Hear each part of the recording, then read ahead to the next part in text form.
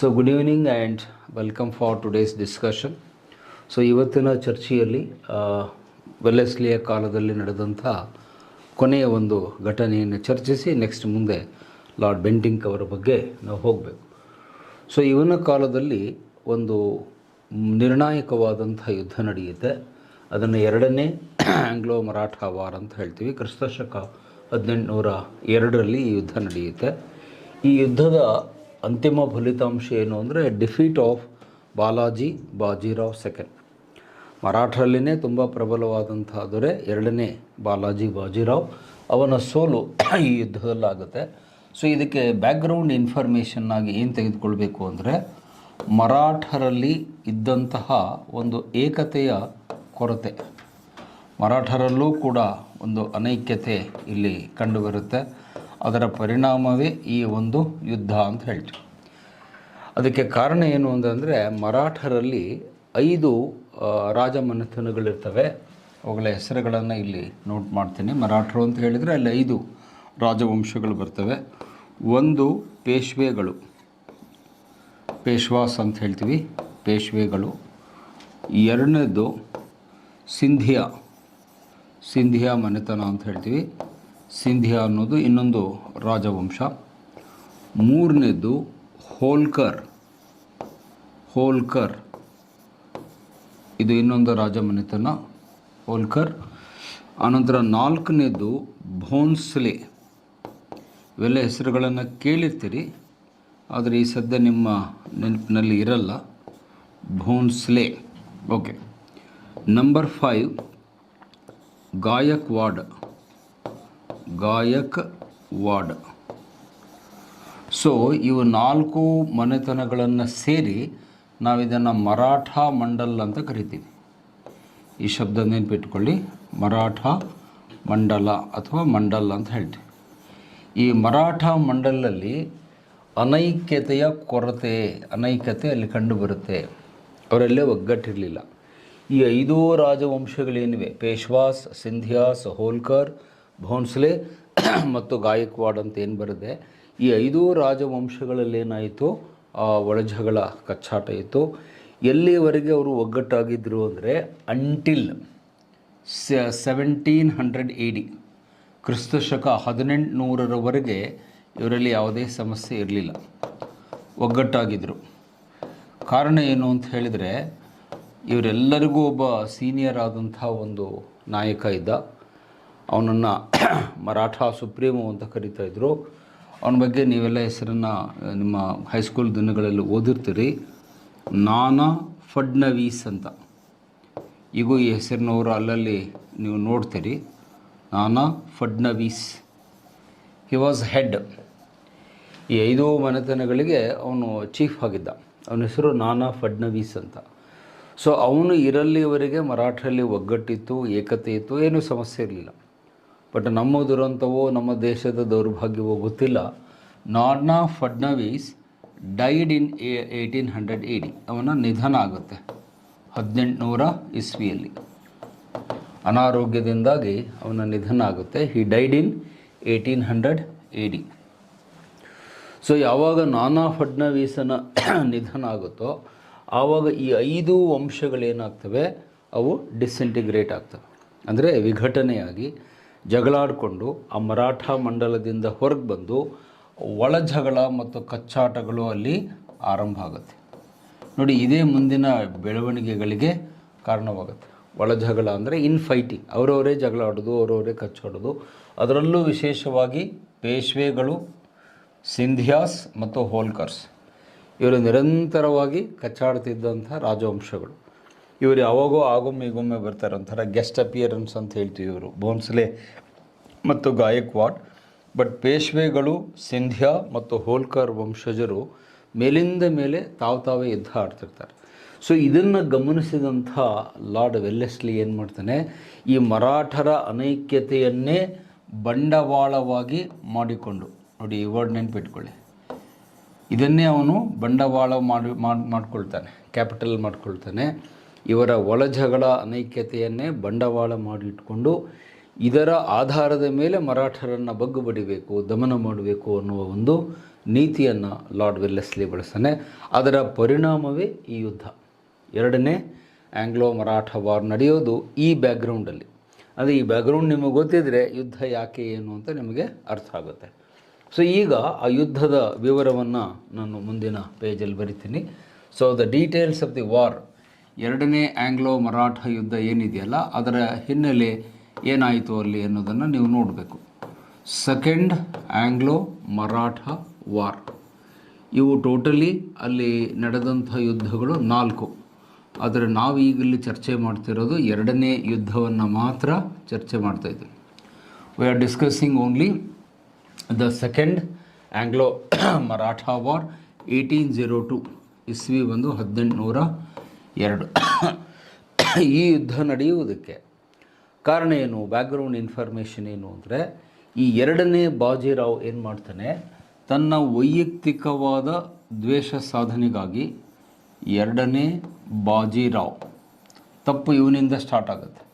ಇವನೇನು ಮಾಡ್ತಾನೆ ಅಂದರೆ, he was responsible for the treacherous killing and assassination of Vithal Rao Holkar.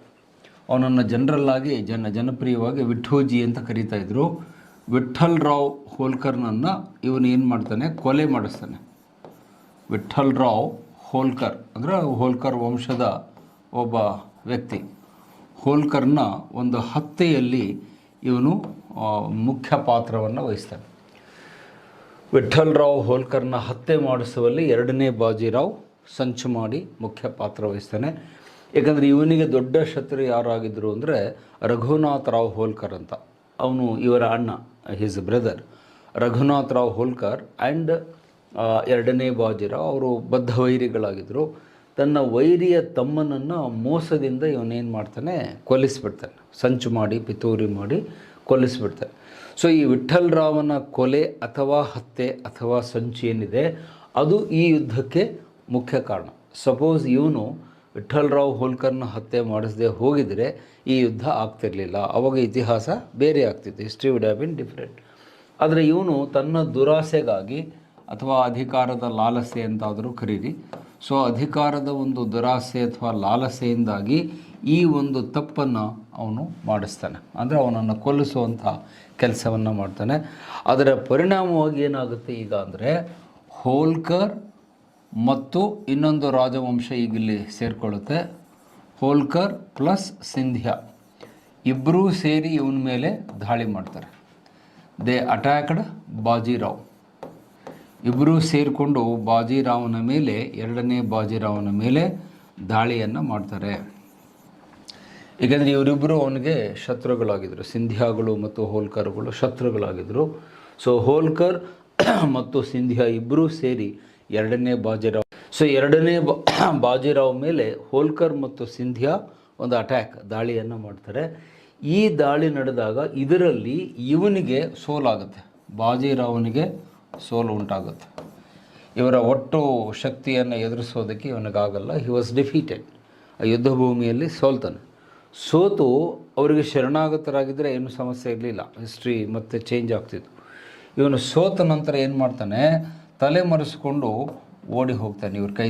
ಅವ್ರ ಕೈಯಲ್ಲಿ ಸಿಗಬಾರ್ದು ಅಂತ ಹೇಳಿ ಎಲ್ಲಿಗೆ ಇವನು ಓಡಿ ಹೋದ ಅಂತ ಹೇಳಿದರೆ ಬೇಸಿನ್ ಅನ್ನುವಂಥ ಸ್ಥಳಕ್ಕೆ ಅವನು ಓಡಿ ಹೋಗ್ತಾನೆ. ಈ ಬೇಸಿನ್ ಅನ್ನೋ ಪ್ಲೇಸ್ ಎಲ್ಲಿ ಬರುತ್ತೆ ಅಂದರೆ ನಿಯರ್ ಬಾಂಬೆ ಹತ್ತಿರ ಬರುತ್ತೆ. ನೀವು ಅದನ್ನು ಮ್ಯಾಪಲ್ಲಿ ನೋಡಿರ್ತೀರಿ, ಇಂಡಿಯಾ ಮ್ಯಾಪಲ್ಲಿ. Bassein is a place near Bombay. So ಆ ಬಾಂಬೆ ಬಳಿ ಇರುವ ಬೇಸಿನ್ ಅನ್ನುವ ಸ್ಥಳಕ್ಕೆ ಎರಡನೇ ಬಾಜಿರಾವ್ ಓಡಿ ಹೋಗ್ತಾನೆ. ಅಂದರೆ ಇವ್ರ ಕೈಯಿಂದ ತಪ್ಪಿಸ್ಕೊಳ್ಳೋದಕ್ಕೆ, ಸಿಂಧ್ಯಾ ಮತ್ತು ಹೋಲ್ಕರ್ ಅವರ ಕೈಯಿಂದ ತಪ್ಪಿಸ್ಕೊಳ್ಳುವುದಕ್ಕೆ ಅಲ್ಲಿ ಓಡೋದ್ರೆ ಇಲ್ಲಿ ಯಾರಿರ್ತಾರೆ ಅಂದರೆ ಬ್ರಿಟಿಷರು ಇರ್ತಾರೆ. ನೋಡಿ, ಇದು ಬ್ರಿಟಿಷರು ಇದ್ದಂತಹ ಒಂದು ಅಲ್ಲಿ ಸೇನಾ ನೆಲೆ ಇರ್ತದೆ, ಬ್ರಿಟಿಷರ ಸೈನ್ಯ ಇರ್ತದೆ. ಆ ಬ್ರಿಟಿಷರ ಸೇನಾ ನೆಲೆ ಇರುವಂಥ ಸ್ಥಳಕ್ಕೆ ಇವನು ಬೇಸಿನ್ನಿಗೆ ಓಡಿ ಹೋಗ್ತಾನೆ. ಅಲ್ಲಿ ಯಾರು ಇರ್ತಾರೆ ಅಂತಂದರೆ ಲಾರ್ಡ್ ವೆಲ್ಲೆಸ್ಲಿ ಇರ್ತಾನೆ. ಅಂದರೆ ಅವನ ನೇತೃತ್ವದ ಪಡೆ ಇರುತ್ತೆ.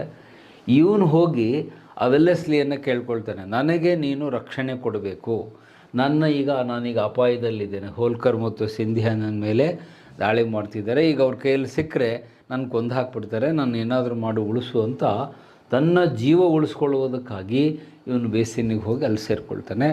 ಇದನ್ನೇ ಕಾಯ್ತಿದ್ದಂತಹ ಲಾರ್ಡ್ ವೆಲ್ಲೆಸ್ಲಿ, ಇಲ್ಲಿದ್ದಂತಹ ಲಾರ್ಡ್ ವೆಲ್ಲೆಸ್ಲಿ ಏನು ಮಾಡ್ತಾನೆ, ಅವನ ಮೇಲೆ ಒಂದು ಒಪ್ಪಂದವನ್ನು ಹಾಕ್ತಾನೆ. ಆ ಒಪ್ಪಂದವನ್ನೇ ಮುಂದೆ ನಾವು ಬೇಸಿನ್ ಒಪ್ಪಂದ ಅಂತ ಹೇಳ್ತೇವೆ. ಭಾಳ ಫೇಮಸ್ ಆಗುತ್ತೆ ಮುಂದೆ. It became A famous treaty of basin treaty ಅಂತಲೇ ಕರಿತೀವಿ, ಅದೇ ಹೆಸರಿಂದ ಕರಿತೀವಿ. ಸೊ ಈಗ ವೆಲ್ಲೆಸ್ಲಿ ಏನು ಮಾಡ್ತಾನೆ ಅಂದರೆ, ಇವನು ತಾನಾಗಿಯೇ ಬಂದು, ಅದೇನೋ ಹೇಳ್ತಾರಲ್ಲ, ತಾನಾಗೆ ಹೋಗಿ ತಾನು ಗುಂಡಿಯಲ್ಲಿ ಬೀಳೋದು ಅಂತ, ಆ ಥರ ಆಗುತ್ತೆ ಇಲ್ಲಿ. ಇವನು ತಾನಾಗೇ ಹೋಗಿ ಬ್ರಿಟಿಷರ ಬಳಿ ಒಂಥರ ಅಧೀನನಾಗಿ ಸರೆಂಡರ್ ಆಗಿ ಸಿಕ್ಕಾಕೊಂಡಿದ್ದರಿಂದ ವೆಲ್ಲೆಸ್ಲಿ ಏನು ಮಾಡ್ತಾನೆ, ಎರಡನೇ ಬಾಜಿರಾವ್ ಮೇಲೆ ಸಹಾಯಕ ಸೈನಿಕ ಪದ್ಧತಿಯನ್ನು ಇವನ ಮೇಲೆ ಹೇರಲಾಗುತ್ತೆ. ಅವನ ಮೇಲೆ ಫೋರ್ಸ್ಫುಲ್ ಆಗಿ ಹಾಕ್ತಾರೆ. ನಿನಗೆ ರಕ್ಷಣೆ ಬೇಕು ಅಂದರೆ ನೀ ಏನು ಮಾಡಬೇಕು, ಸಹಾಯಕ ಸೈನಿಕ ಪದ್ಧತಿಗೆ ಸೈನ್ ಮಾಡಬೇಕು, ಅದಕ್ಕೆ ಒಪ್ಪಿಗೆ ಕೊಡು. ಇವನು ಮುಂಚೆ ಒಪ್ಪಿರಲ್ಲ, ಎರಡನೇ ಬಾಜಿರಾವ್ ಅದಕ್ಕೆ ಒಪ್ಪಿರಲ್ಲ. ಈಗ ಸಹಾಯಕ ಸೈನಿಕ ಪದ್ಧತಿ, ಅದರ ಬಗ್ಗೆ ನಾನು ನಿನ್ನೆ ಹೇಳಿದೆ, ನಿಮಗೆ ವಿವರಣೆಯನ್ನು ಕೊಟ್ಟೆ. ಸೊ ಆ ಸಬ್ಸಿಡಿಯರಿ ಅಲಯನ್ಸ್ ಸಿಸ್ಟಮನ್ನು ಇವನ ಮೇಲೆ ಹೇರಿಕೆ ಮಾಡಿ, ನೀನು ಇದಕ್ಕೆ ಒಪ್ಪುವುದಾದರೆ ನಾನು ನಿನ್ನನ್ನು ರಕ್ಷಿಸ್ತೇನೆ, I will protect you subject to you should sign what is called subsidiary alliance. So ಈಗ ಅವನು ಪ್ರಾಣಭೀತಿಯಿಂದ ಓಡಿ ಹೋಗಿದ್ದರಿಂದ ತನ್ನ ಜೀವ ಉಳಿಸ್ಕೊಳ್ಳೋದಕ್ಕಾಗಿ ಆಯಿತು ಅಂತ ಒಪ್ಪಿದ. ಸೊ ಅವನ ಮೇಲೆ ಸಹಾಯಕ ಸೈನಿಕ ಪದ್ಧತಿ ಹೇರಿದ್ದಾಯಿತು. ಅದಾದಮೇಲೆ ಮುಂದೆ ಕ್ರಿಸ್ತಶಕ 1804 1804 ಈ ಬೇಸಿನ್ ಒಪ್ಪಂದ ಅಂತ ಆಗಲೇ ಏನು ಹೇಳಿದೆ, ಇದು ಜಾರಿಗೆ ಬರುತ್ತೆ. ಈ ಬೇಸಿನ್ ಒಪ್ಪಂದ 1804 ಜಾರಿಗೆ ಬರುತ್ತೆ. ಈ ಒಪ್ಪಂದದ ಅಡಿಯಲ್ಲಿ ಲಾರ್ಡ್ ವೆಲ್ಲೆಸ್ಲಿ ಏನು ಹೇಳ್ತಾನೆ ಅಂದರೆ, ನಂಬರ್ 1, ಇನ್ನು ಮುಂದೆ ಪೂನಾದಲ್ಲಿ, Pune becomes the defence base of the Britishers. ಅಲ್ಲಿವರೆಗೆ ಅವರ ಸೇನೆ ಪೂನಾದಲ್ಲಿ ಇರಲಿಲ್ಲ, ಬಾಂಬೆಯಲ್ಲಿತ್ತು. ಪುಣೆಯಲ್ಲಿ ಬ್ರಿಟಿಷ್ ಸೇನೆ ಇರಲಿಲ್ಲ. ಆದರೆ ಈ ಒಪ್ಪಂದದ ಅಡಿಯಲ್ಲಿ Poona becomes the defence base, army base of the Britishers. So ಬ್ರಿಟಿಷರು ಇನ್ನು ಮೇಲೆ ತಮ್ಮ ಸೇನಾ ಪಡೆಗಳನ್ನು ಪೂನಾದಲ್ಲಿ ಇಡ್ಲಿಕ್ಕೆ ಸ್ಟಾರ್ಟ್ ಮಾಡ್ತಾರೆ. ತಮ್ಮ ಒಂದು ರಕ್ಷಣಾ ನೆಲೆಯನ್ನು, ಡಿಫೆನ್ಸ್ ಬೇಸ್ ಅಂದರೆ ರಕ್ಷಣಾ ನೆಲೆಯನ್ನು ಪುಣೆಯಲ್ಲಿ ಶಾಶ್ವತವಾಗಿ ಸ್ಥಾಪನೆ ಮಾಡ್ತಾರೆ, ಪರ್ಮನೆಂಟಾಗಿ. ಇನ್ಮೇಲೆ ಬ್ರಿಟಿಷ್ ಸೇನೆ ಎಲ್ಲಿದೆ ಅಂತ ಹೇಳಿದರೆ ನಾವು ಪೂನಾದಲ್ಲಿ ಅಂತ ಹೇಳ್ತೀವಿ, ಶಾಶ್ವತವಾಗಿ ಅಲ್ಲಿ ಮಾಡ್ತಾನೆ. ಅದು ಮುಂದೆ ಮರಾಠರಿಗೆ ಬಹಳ ದೊಡ್ಡ ಸಮಸ್ಯೆ ಆಗುತ್ತೆ ಮುಂದಿನ ವರ್ಷಗಳಲ್ಲಿ. ಎರಡನೇದು, ಈ ಎರಡನೇ ಬಾಜಿರಾವನನ್ನು ಅಧಿಕಾರದಿಂದ ತೆಗೆದುಹಾಕಿ, ಅವನನ್ನು ಅಧಿಕಾರದಿಂದ ಹಿಂದೆ ಸರಿಸಿ ಈಸ್ಟ್ ಇಂಡಿಯಾ ಕಂಪನಿಯ ಆಳ್ವಿಕೆಯನ್ನು ಅಲ್ಲಿ ಹೇರಲಾಗುತ್ತೆ. ಈಸ್ಟ್ ಇಂಡಿಯಾ ಕಂಪನಿಯ ಆಡಳಿತ ಅಥವಾ ಆಳ್ವಿಕೆಯನ್ನು ಈ ಮರಾಠವಾಡ ರೀಜನ್ನಲ್ಲಿ ಆಳ್ವಿಕೆಯ ಆರಂಭ ಆಗುತ್ತೆ. ಅವರೇ ನೇರವಾಗಿ ಆಡಳಿತ ಮಾಡಲಿಕ್ಕೆ ಸ್ಟಾರ್ಟ್ ಮಾಡಿ ಪೇಶ್ವೆಗೆ ಏನು ಮಾಡ್ತಾರೆ, ಪೆನ್ಷನ್ ಕೊಡ್ತಾರೆ. ಇನ್ಮೇಲೆ ನೀನು ಆಡಳಿತ ಮಾಡಬೇಡ, ನಿನಗೆ ಪಿಂಚಣಿಯನ್ನು ಕೊಡ್ತೀವಿ, ಪೆನ್ಷನ್ ತಗೊಂಡು ನೀನು ನೆಮ್ಮದಿಯಿಂದ ಇದ್ಬಿಡು ಅಂತ ಅವನನ್ನು ಅಧಿಕಾರದಿಂದ ಹೊರಗೆ ಹಾಕ್ತಾರೆ. ಪೇಶ್ವಾ ಬಿಕೇಮ್ ಪೆನ್ಷನರ್ ಅಂತ ಹೇಳ್ತೀವಿ ನಾವು. ಆ ವರ್ಡ್ ನೆನ್ಪಿಟ್ಕೊಳ್ಳಿ ಇಂಗ್ಲೀಷಲ್ಲಿ. ಪೇಶ್ವೆ ಅಂದರೆ ಆಡಳಿತ ಮಾಡುವವನು ಪಿಂಚಣಿದಾರ ಆಗ್ತಾನೆ. ಅವನಿಗೆ ಎಷ್ಟು ಅಮೌಂಟ್ ಫಿಕ್ಸ್ ಮಾಡ್ತಾರೆ ಅಂದರೆ, ಆಗಿನ ಕಾಲದಲ್ಲಿ 19 lakhs 19 ಲಕ್ಷ ರೂಪಾಯಿ ಪೆನ್ಷನ್ ಪರ್ ಆ್ಯನಮ್, ವಾರ್ಷಿಕವಾಗಿ, ವರ್ಷಕ್ಕೆ ಆ್ಯನ್ಯುವಲಿ ಅಂತ ಹೇಳ್ತೀವಿ. ಸೊ ವರ್ಷಕ್ಕೆ 19 ಲಕ್ಷ ರೂಪಾಯಿಗಳ ಪಿಂಚಣಿಯನ್ನು ಕೊಟ್ಟು, ಯಾರಿಗೆ, ಎರಡನೇ ಬಾಜಿರಾವನಿಗೆ, ಇನ್ಮೇಲೆ ನಿನಗೆ ಯಾವ ಅಧಿಕಾರ ಇಲ್ಲ, ಆಡಳಿತ ಎಲ್ಲ ನಾವು ಮಾಡ್ತೀವಿ, ನೀನು ಸುಮ್ಮನೆ ಆಟಕ್ಕುಂಟು ಲೆಕ್ಕಕ್ಕಿಲ್ಲ, ಆ ಥರ ಇರಬೇಕು. ಯಾಕಂದರೆ ಅವನ ಮೇಲೆ ಸಹಾಯಕ ಸೈನಿಕ ಪದ್ಧತಿ ಹಾಕಿಬಿಟ್ಟು ಅವನನ್ನು ಅಧಿಕಾರದಿಂದ ಸಂಪೂರ್ಣವಾಗಿ ತೆಗೆದು ಹಾಕ್ಬಿಡ್ತಾರೆ. He was off the power ಅಂತ ಹೇಳ್ತೀವಿ. ಅಧಿಕಾರದ ಗದ್ದುಗೆಯಿಂದ ಪೇಶ್ವೆನನ್ನು ಕೆಳಗಿಳಿಸ್ತಾರೆ. ಸೊ ಇದನ್ನು ಇತಿಹಾಸಕಾರರು ಏನಂತ ಹೇಳಿದ್ದಾರೆ ಅಂದರೆ, ಬೇಸಿನ್ ಒಪ್ಪಂದ ದಕ್ಷಿಣ ಭಾರತದಲ್ಲಿ ಬ್ರಿಟಿಷರು ಬಲವಾಗಿ ಬೇರೂರುವುದಕ್ಕೆ ಇದು ಒಂದು ಹೆಬ್ಬಾಗಿಲಾಯಿತು. ಅದನ್ನು ಹೆಬ್ಬಾಗಿಲು ಅಂತ ಹೇಳ್ತೀವಿ. ಬೇಸಿನ್ ಒಪ್ಪಂದ ಅಂದರೆ it is the main entry point for the Britishers into the Deccan. ಅವಾಗ ದಕ್ಷಿಣ ಭಾರತವನ್ನು ಡೆಕ್ಕನ್ ಅಂತ ಕರಿತಿದ್ರು.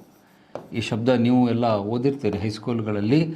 ಡೆಕ್ಕನ್ ಅಂದರೆ ದಕ್ಕನ್ ಪ್ರಸ್ಥಭೂಮಿ ಅಂತ ನಾವು ಕನ್ನಡದಲ್ಲೂ ಹೇಳ್ತೀವಿ. ಈ ದಕ್ಕನ್ ಪ್ರಸ್ಥಭೂಮಿ ಏನಿದೆ, ಇದು ಪೂರ್ತಿಯಾಗಿ ಬ್ರಿಟಿಷರ ವಶವಾಗುವುದಕ್ಕೆ ಇದು ನಾಂದಿ ಆಯಿತು ಅಂತ ಹೇಳ್ತೀವಿ. ದಕ್ಕನ್ ಪ್ರಸ್ಥಭೂಮಿ ಬ್ರಿಟಿಷರ ಒಂದು ನಿಯಂತ್ರಣಕ್ಕೆ ಹೋಗಲಿಕ್ಕೆ ಈ ಒಪ್ಪಂದ ಕಾರಣವಾಗುತ್ತೆ. ಅಲ್ಲಿಂದ ಮುಂದೆ ಮರಾಠರು ವೀಕ್ ಆಗ್ತಾ ಹೋಗ್ತಾರೆ. ಯಾಕಂದರೆ ಇವನೇ ಬಲಶಾಲಿಯಾದ ಅರಸನಾಗಿದ್ದ ಎರಡನೇ ಬಾಜಿರಾವ್. ಅವನನ್ನು ತುಳಿದು ಹಾಕಿದ ಮೇಲೆ, ಅಧಿಕಾರದಿಂದ ತೆಗೆದು ಹಾಕಿದ ಮೇಲೆ, ಇನ್ನು ಉಳಿದಂಥ ರಾಜವಂಶಗಳನ್ನು ಅವರು ಒಂದೊಂದಾಗಿ ಏನು ಮಾಡ್ತಾರೆ, ಎಲಿಮಿನೇಟ್ ಮಾಡ್ತಾ ಹೋಗ್ತಾರೆ. ಅದನ್ನು ನಾವು ಮುಂದಿನ 2 ಯುದ್ಧಗಳಲ್ಲಿ ನಾವು ಇತಿಹಾಸದಲ್ಲಿ ಓದ್ತೀವಿ. ಅಂದರೆ 3 ಮತ್ತು 4ನೇ ಯುದ್ಧಗಳು. ನಾವೀಗ ಚರ್ಚೆ ಮಾಡ್ತಿರೋದು ಸೆಕೆಂಡ್ ವಾರ್ ಅಷ್ಟೇ, ಎರಡನೇದು ಮಾತ್ರ. ಬಟ್ ಮುಂದೆ ಇನ್ನೂ 2 ಯುದ್ಧಗಳಾಗ್ತವೆ, 3rd ಆ್ಯಂಡ್ 4th ಅಂತ ಹೇಳ್ತೀವಿ. 3 ಮತ್ತು 4ನೇ ಆಂಗ್ಲೋ ಮರಾಠ ವಾರದಲ್ಲಿ ಹೋಳ್ಕರ್ ಅವರನ್ನೂ ಸೋಲಿಸ್ತಾರೆ, ಸಿಂಧ್ಯಾ ಅವರನ್ನೂ ಸೋಲಿಸಿಬಿಟ್ಟು ಎಲ್ಲ ಮರಾಠ ವಂಶಗಳನ್ನು ಸೋಲಿಸಿ ಆ 4ನೇ ಯುದ್ಧ ಮುಗಿಯೋಷ್ಟೊತ್ತಿಗೆ ಎಲ್ಲ ಮರಾಠರು ಬ್ರಿಟಿಷರಿಗೆ ಸರೆಂಡರ್ ಆಗಿರ್ತಾರೆ, ಅಧೀನವಾಗಿರ್ತಾರೆ. ಬಟ್ ಅದಕ್ಕೆ ಮುನ್ನುಡಿಯನ್ನು ಸ್ಟಾರ್ಟಿಂಗ್ ಮಾಡಿದ್ಯಾರು ಅಂದರೆ ಈ ಎರಡನೇ ಬಾಜಿರಾವ್. ಯಾರನ್ನು ನಾವು ಬಹಳ ದೊಡ್ಡ ಚಕ್ರವರ್ತಿ ಅರಸ ಅಂತ ಹೇಳ್ತಿದ್ವೋ, ಅವನು ತಾನು ಮಾಡಿದ ತಪ್ಪಿನಿಂದಾಗಿ, ಅವನು ಮಾಡಿದ ತಪ್ಪು ಏನು ಅಂತ ಆರಂಭದಲ್ಲಿ ಹೇಳಿದೆ, ಆ ವಿಠ್ಠಲ್ ರಾವ್ ಹೋಳ್ಕರ್ನನ್ನು ಕೊಲೆ ಮಾಡಿಸಿದ್ದು ಈ ಯುದ್ಧಕ್ಕೆ ಕಾರಣ ಆಯಿತು. ಅವನು ತನ್ನ ಒಂದು ಸ್ವಾರ್ಥಕ್ಕಾಗಿ ಕೊಲೆ ಮಾಡಿಸಿ ತನ್ನ ಅಧಿಕಾರವನ್ನೇ ಕಳೆದುಕೊಂಡು ಕೊನೆಗೆ ಪೆನ್ಷನ್ ತೆಗೆದುಕೊಳ್ಳುವಂಥ ಒಂದು ದುಸ್ಥಿತಿ ಅವನಿಗೆ ಬಂದು ಬದುಕುತ್ತೆ. ಸೊ ಹೀಗಾಗಿ ಆ ವೆಲ್ಲೆಸ್ಲಿಯ ಒಂದು ಸಾಧನೆ ಏನು ಅಂತ ಕೇಳಿದರೆ, ಈ ಎರಡನೇ ಬಾಜಿರಾವ್ನನ್ನು ಅಧಿಕಾರದಿಂದ ತೆಗೆಸಿ ಆ ಇಡೀ ಮರಾಠರ ಶಕ್ತಿಯನ್ನು ಅಡಗಿಸಿ ದಕ್ಕನ್ ಪ್ರಸ್ಥಭೂಮಿಯಲ್ಲಿ ಬ್ರಿಟಿಷರು ತಮ್ಮ ಅಧಿಕಾರವನ್ನು ಸ್ಥಾಪಿಸುವ ಕೆಲಸವನ್ನು ಅವನು ಮಾಡಿದ್ದಕ್ಕೆ ನಾವು ವೆಲ್ಲೆಸ್ಲಿಗೆ ಏನಂತ ಹೇಳ್ತೀವಿ, ಮಿಲಿಟರಿ ಆಧಾರ ಸ್ತಂಭ. ನಾನು ಚರ್ಚೆ ಆರಂಭದಲ್ಲಿ ಹೇಳಿದ್ದೆ, ಮಿಲಿಟರಿ ಪಿಲ್ಲರ್. ವೆಲ್ಲೆಸ್ಲಿ ಅಂದರೆ ನೀವು ಏನು ನೆನ್ಪಿಟ್ಕೋಬೇಕು, ಸೈನಿಕ ಸ್ತಂಭವಾಗಿ ಬ್ರಿಟಿಷರಿಗೆ ಎಲ್ಲ ಒಂದು ಅಧಿಕಾರ ಬರುವಂತೆ ಅವನು ದಕ್ಕನ್ ಪ್ರಸ್ಥಭೂಮಿಯಲ್ಲಿ ಮಾಡ್ತಾನೆ.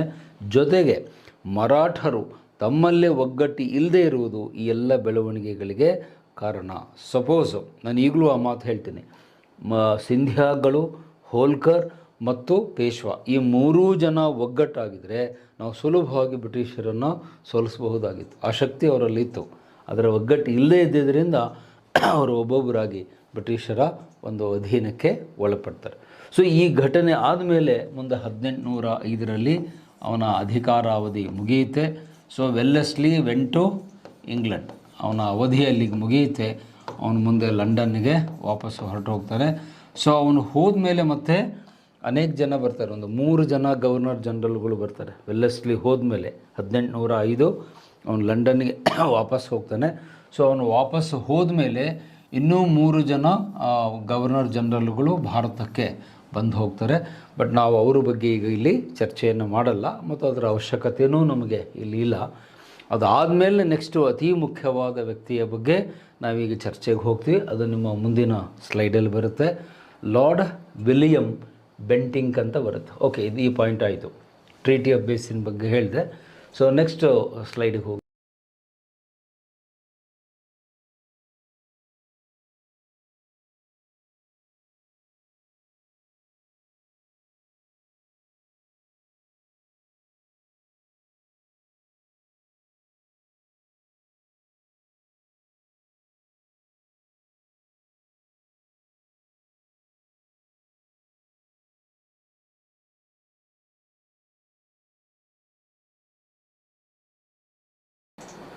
ಓಕೆ, ಸೊ ಈಗ ನಾವು ಮುಂದಿನ ಗವರ್ನರ್ ಜನರಲ್ ಬಗ್ಗೆ ಚರ್ಚೆಯನ್ನು ಆರಂಭಿಸ್ತಾ ಇದ್ದೇವೆ. ಮುಖ್ಯಾಂಶಗಳು ಈಗ ನಿಮಗೆ ಸ್ಕ್ರೀನ್ ಮೇಲೆ ಕಾಣ್ತಾ ಇದೆ. ಲಾರ್ಡ್ ವಿಲಿಯಂ ಬೆಂಟಿಂಗ್ ಮುಂದಿನ ಗವರ್ನರ್ ಜನರಲ್ ಆಗಿ ಭಾರತಕ್ಕೆ ಬರ್ತಾನೆ. 1828ರಿಂದ 1835 ಅವನ ಕಾಲಾವಧಿ. ಅವನ ಕಾಲದ ಮುಖ್ಯ ಘಟನೆಗಳು ಇಲ್ಲಿವೆ, ಆಮೇಲೆ ನಾನು ಅದಕ್ಕೆ ವಿವರಣೆ ಕೊಡ್ತೇನೆ. 1, ಸಾಮಾಜಿಕ ಸುಧಾರಣೆಗಳು, ಫಾದರ್ ಆಫ್ ಸೋಷಿಯಲ್ ರಿಫಾರ್ಮ್ಸ್ ಅಂತ ಹೇಳ್ತೀವಿ. 2ನೇದ್ದು ಇಂಟ್ರೊಡಕ್ಷನ್ ಆಫ್ ಇಂಗ್ಲೀಷ್. ಭಾರತದಲ್ಲಿ ಇಂಗ್ಲೀಷನ್ನು ಜಾರಿಗೆ ತಂದವನು, ಪರಿಚಯಿಸಿದವನು ಯಾರು ಅಂದರೆ ಲಾರ್ಡ್ ಬೆಂಟಿಂಕ್ ಅಂತ ಹೇಳ್ತೀವಿ. 3ನೇದ್ದು ಅವನ ಕಾಲದಲ್ಲಿ ಒಂದು ಕಾಯ್ದೆ ಬರುತ್ತೆ, ಅದನ್ನು ಚಾರ್ಟರ್ ಆ್ಯಕ್ಟ್ ಅಂತ ಹೇಳ್ತೀವಿ. 1833ರ ಚಾರ್ಟರ್ ಕಾಯ್ದೆ. ಅದರ ಮುಖ್ಯಾಂಶ ಏನು ಅಂತ ಆಮೇಲೆ ನೋಡುವ. Then number 4, annexation of Mysuru. ನೀವು ಬೇರೆ ಯಾರನ್ನು ಮರೆತರೂ ಕೂಡ ಕನ್ನಡಿಗರು ಯಾರನ್ನು ಮರಿಬಾರ್ದು ಅಂದರೆ ಬೆಂಟಿಂಕನ್ನು ಮರಿಬಾರ್ದು. ಯಾಕೆಂದರೆ ಮೈಸೂರನ್ನು ಬ್ರಿಟಿಷರು ನೇರವಾಗಿ ತಮ್ಮ ಆಡಳಿತಕ್ಕೆ ತೆಗೆದುಕೊಂಡಿದ್ದು ಇವನ ಕಾಲದಲ್ಲಿ. 1831 ಮೈಸೂರು ಬ್ರಿಟಿಷರ ವಶವಾಗುತ್ತೆ. ಅದು ಯಾಕೆ ಅಂತ ಆಮೇಲೆ ನೋಡುವ. ದೆನ್ ಲಾಸ್ಟ್ ಥಿಂಗ್ ಅವನ ಕಾಲದಲ್ಲಿ ಆಗಿದ್ದು ಸಪ್ರೆಷನ್ ಆಫ್ ಥಗ್ಸ್ ಅನ್ನುವಂಥ ಒಂದು ಬುಡಕಟ್ಟು ಜನಾಂಗ, ಗಿರಿ ಜನಾಂಗದವರು ಒಂದು ಬಂಡಾಯವನ್ನು, ಗಲಾಟೆಯನ್ನು ಮಾಡ್ತಾರೆ. ಆ ಒಂದು ಬಂಡಾಯವನ್ನು ತಗ್ಗಿಸಿ ಅವರ ದಮನ ಮಾಡಿ ಜನರಿಗೆ ಅವರಿಂದ ರಕ್ಷಣೆ ಸಿಗುವಂಥ ರೀತಿಯಲ್ಲಿ ಒಂದು ಒಳ್ಳೆಯ ಕ್ರಮವನ್ನು ಅವನು ತೆಗೆದುಕೊಳ್ತಾನೆ. ಥಗ್ಗರ ದಮನ ಅಂತ ಹೇಳ್ತೀವಿ. ಸಪ್ರೆಷನ್ ಅಂದರೆ ನಿಯಂತ್ರಣ ಮಾಡೋದು. ಆ ಥಗ್ಗರ ನಿಯಂತ್ರಣವನ್ನು ಮಾಡಿದವರು ಯಾರು ಅಂದರೆ ನಾವು ಲಾರ್ಡ್ ವಿಲಿಯಂ ಬೆಂಟಿಂಕ್ ಅಂತ ಹೇಳ್ತೀವಿ. ಸೊ ಇವು ಇವನ ಕಾಲದ 5 ಪ್ರಮುಖವಾದ ಸಂಗತಿಗಳು. ಮತ್ತು ಇವನನ್ನು ನಾವು ಆರಂಭದಲ್ಲೇ ಅವನ ಬಗ್ಗೆ ಏನು ಹೇಳಬೇಕು ಅಂದರೆ, he is called the cultural pillar. ನಾನು ಕಾರ್ನ್ವಾಲಿಸ್ ಬಂದಾಗ ನಿಮಗೇನು ಹೇಳಿದೆ, ಇಕನಾಮಿಕ್ ಪಿಲ್ಲರ್ ಅಂತ ಹೇಳಿದೆ, ಆರ್ಥಿಕ ಸ್ತಂಭ ಅಂತ. ವೆಲ್ಲೆಸ್ಲಿ ಬಂದಾಗ ಮಿಲಿಟರಿ ಪಿಲ್ಲರ್, ಸೈನಿಕ ಸ್ತಂಭ ಅಂತ ಹೇಳಿದೆ. ಈಗ ಇವನು ಸೀರಿಯಲ್ ನಂಬರ್ 3 ವಿಲಿಯಂ ಬೆಂಟಿಂಗ್, ಇವನನ್ನು ನಾವು ಕಲ್ಚರಲ್ ಪಿಲ್ಲರ್ ಅಂತೀವಿ. ಇವನ ಕಾಲದಲ್ಲೇ ನಮ್ಮ ದೇಶದ ಸಂಸ್ಕೃತಿ ಏನಾಗುತ್ತೆ, ಚೇಂಜ್ ಆಗುತ್ತೆ. ನಮ್ಮ ಆಡು ಭಾಷೆಯಲ್ಲಿ ಹೇಳೋದಾದರೆ ಅಪ್ಪ ಅಮ್ಮ ಹೋದರು, ಡ್ಯಾಡಿ ಮಮ್ಮಿ ಬಂದರು ಅಂತ ಹೇಳ್ತೀವಿ. ಅಂದರೆ ಇಂಗ್ಲೀಷ್ ಭಾಷೆಯ ಪ್ರಭಾವ ನಮ್ಮ ಮೇಲಾಗಿ ಅಪ್ಪ ಅಮ್ಮ ಹೋದರು, ಡ್ಯಾಡಿ ಮಮ್ಮಿ ಬಂದರು ಅಂತ ಹೇಳ್ತೀವಿ. ಅದು ಇವನ ಕಾಲದಲ್ಲಿ ಸ್ಟಾರ್ಟ್ ಆಗುತ್ತೆ. ಸೊ ಈಗ ಒಂದೊಂದೇ ಪಾಯಿಂಟ್ಸನ್ನು ನಾನು ಹೇಳ್ತಾ ಹೋಗ್ತೀನಿ. ನಾವು will go to the next slide. Social reforms. So ಸಾಮಾಜಿಕ ಸುಧಾರಣೆಗಳ ಹರಿಕಾರ ಅಂತ ಹೇಳ್ತೀವಿ. ಲಾರ್ಡ್ ವಿಲಿಯಂ ಬೆಂಟಿಂಕ್ ಅಂತ ಹೇಳಿದ ತಕ್ಷಣ ನಿಮಗೆ ನೆನಪಿಗೆ ಬರಬೇಕಾದಂಥ ಸಂಗತಿ ಸಾಮಾಜಿಕ ಸುಧಾರಣೆಗಳ ಹರಿಕಾರ. ಸೊ ಸಾಕಷ್ಟು ಸಾಮಾಜಿಕ ಬದಲಾವಣೆಗಳು ಇವನ ಕಾಲದಲ್ಲಿ ಆಗುತ್ತೆ. ಫಾದರ್ ಆಫ್ ಸೋಷಿಯಲ್ ರಿಫಾರ್ಮ್ಸ್ ಅಂತ ಹೇಳ್ತೀವಿ. ಸೊ ಇಲ್ಲಿ ಪೂರ್ವಭಾವಿಯಾಗಿ ಇಂಟ್ರಡಕ್ಷನ್ ಆಗಿ ಏನು ತಿಳ್ಕೊಳ್ಬೇಕು ಅಂದರೆ, ಇವನು ಭಾರತಕ್ಕೆ ಬಂದಾಗ ನಮ್ಮ ಭಾರತದ ಸಮಾಜ ಏನಿದೆ ಸಾಕಷ್ಟು ಮೂಢನಂಬಿಕೆಗಳಲ್ಲಿ, ಕಂದಾಚರಣೆಗಳಲ್ಲಿ, ಮೌಢ್ಯತೆಗಳಲ್ಲಿ ನಾವು ತೊಡಗಿದ್ವಿ. ಅಂದರೆ ಸೋಷಿಯಲ್ ಈವಿಲ್ಸ್ ಅಂತ ಹೇಳ್ತೀವಿ, ಸೂಪರ್ಸ್ಟಿಷನ್, ಸೋಷಿಯಲ್ ಈವಿಲ್ಸ್ ಅಂತ ಹೇಳ್ತೀವಿ. ಮುಖ್ಯವಾಗಿ ನಮ್ಮ ಸಮಾಜದಲ್ಲಿ ಇದ್ದಂತಹ ಒಂದು ಅನಿಷ್ಟ ಪದ್ಧತಿಗಳು ಅಂತ ಹೇಳಿದರೆ, ಒಂದು ಸತಿ ಪದ್ಧತಿ ಅನ್ನುವಂಥ ಒಂದು ಕೆಟ್ಟ ಪದ್ಧತಿ ನಮ್ಮಲ್ಲಿ ಆಚರಣೆಯಲ್ಲಿತ್ತು. ವಿಧವಾ ಪದ್ಧತಿ ಅಂತಿತ್ತು. ವಿಧವೆಯರಿಗೆ ಇನ್ನೊಂದು ಮದುವೆ ಆಗಲಿಕ್ಕೆ ಅವಕಾಶ ಇರಲಿಲ್ಲ, ಅದನ್ನು ವಿಧವಾ ಪದ್ಧತಿ ಅಂತ ಕರಿತೀವಿ. ಆನಂತರ ನಮ್ಮಲ್ಲಿ ನರಬಲಿ, ಪ್ರಾಣಿ ಬಲಿಯನ್ನು ಕೊಡ್ತಾಯಿದ್ರು.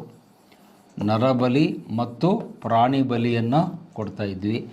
ಆನಂತರ ಬಾಲ್ಯ ವಿವಾಹ ಇತ್ತು, ಚೈಲ್ಡ್ ಮ್ಯಾರೇಜ್ ಅಂತ ಹೇಳ್ತೀವಿ, ಬಾಲ್ಯ ವಿವಾಹ ಇತ್ತು. ಆಮೇಲೆ ಮಾಟ ಮಂತ್ರಗಳು ನಮ್ಮ ದೇಶದಲ್ಲಿ ಸಾಕಷ್ಟಿತ್ತು, ಅದಕ್ಕೆ ಬ್ಲ್ಯಾಕ್ ಮ್ಯಾಜಿಕ್ ಅಂತ ಕರಿತೀವಿ. ಮಾಟ ಮಂತ್ರ ಆಚರಣೆಗಳು ನಮ್ಮಲ್ಲಿ ಬಹಳಷ್ಟಿತ್ತು. ಸೊ ಇವೆಲ್ಲ ನಮ್ಮ ಸಮಾಜದಲ್ಲಿ ಇದ್ದಂತಹ ಸಾಮಾಜಿಕ ಅನಿಷ್ಟಗಳು, ಸೋಷಿಯಲ್ ಇವಿಲ್ಸ್ ಅಂತ ನಾವು ಕರಿತೀವಿ. ಸಾಮಾಜಿಕ ಅನಿಷ್ಟಗಳು, ಸೋಷಿಯಲ್ ಈವಿಲ್ಸ್ ಅಂತ ನಾವು ಇಂಗ್ಲೀಷಲ್ಲಿ ಹೇಳ್ತೀವಿ. ಸೊ ನಮ್ಮ ಸಮಾಜ ಆರೋಗ್ಯಕರವಾಗಿ ಇರಲಿಲ್ಲ. ಈಗ ನೋಡಿ, ನಮ್ಮ ಆರೋಗ್ಯಕ್ಕೆ ಏನಾದರೂ ಸಮಸ್ಯೆ ಬಂದರೆ ನೀವೇನು ಮಾಡ್ತೀರಿ, ಡಾಕ್ಟ್ರ್ ಹತ್ರ ಹೋಗ್ತೀರಿ. ಹೋಗಿ ಅವರು ಔಷಧಿನೋ, ಟ್ಯಾಬ್ಲೆಟು, ಇಂಜೆಕ್ಷನ್ನು ಏನೋ ಕೊಡ್ತಾರೆ, ತಗೊಂಡು ಆರಾಮಾಗ್ತೀರಿ. ಇದು ನಮಗೆ ಕಾಯಿಲೆ ಬಂದರೆ. ಸಮಾಜಕ್ಕೆ ಕಾಯಿಲೆ ಬಂದರೆ ಏನು ಮಾಡಬೇಕು? ಸೊಸೈಟಿಗೂ ಒಮ್ಮೊಮ್ಮೆ ರೋಗ ಹಿಡ್ಕೊಳ್ಳುತ್ತೆ. ಆ ಸಮಾಜಕ್ಕೆ ಕಾಯಿಲೆ ಬಂದಾಗ ನಮಗೆ ಯಾರು ಬೇಕು? ಸಮಾಜ ಸುಧಾರಕರು ಬೇಕು. ಅವರೇ ಸಮಾಜದ ಡಾಕ್ಟರ್ ಇದ್ದಂಗೆ. ಸಮಾಜ ಸುಧಾರಕರನ್ನು ನಾವೇನಂತ ಕರಿತೀವಿ? Doctors of the society.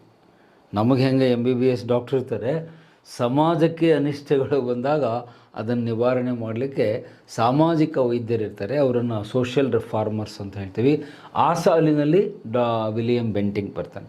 So ಅವನು ನಮ್ಮ ಸಮಾಜಕ್ಕೆ ಬಂದು ನೋಡಿ, ಏನಿಂಥ ಎಲ್ಲ ಪದ್ಧತಿಗಳು ಭಾರತೀಯರು ಅನುಸರಿಸ್ತಾ ಇದ್ದಾರೆ, ಇವು ಸರಿಯಲ್ಲ, ಇವೆಲ್ಲ ಅನಾಗರಿಕ ಪದ್ಧತಿಗಳು, ಅನ್ಸಿವಿಲೈಸ್ಡ್ ಪ್ರಾಕ್ಟೀಸಸ್ ಅಂತ ಹೇಳ್ತೀವಿ. ಈ ಅನಾಗರಿಕ ಆಚರಣೆಗಳು ಮತ್ತು ಕೆಲವೆಲ್ಲ ಅಮಾನವೀಯವಾದ ಆಚರಣೆಗಳು ನಮ್ಮಲ್ಲಿತ್ತು.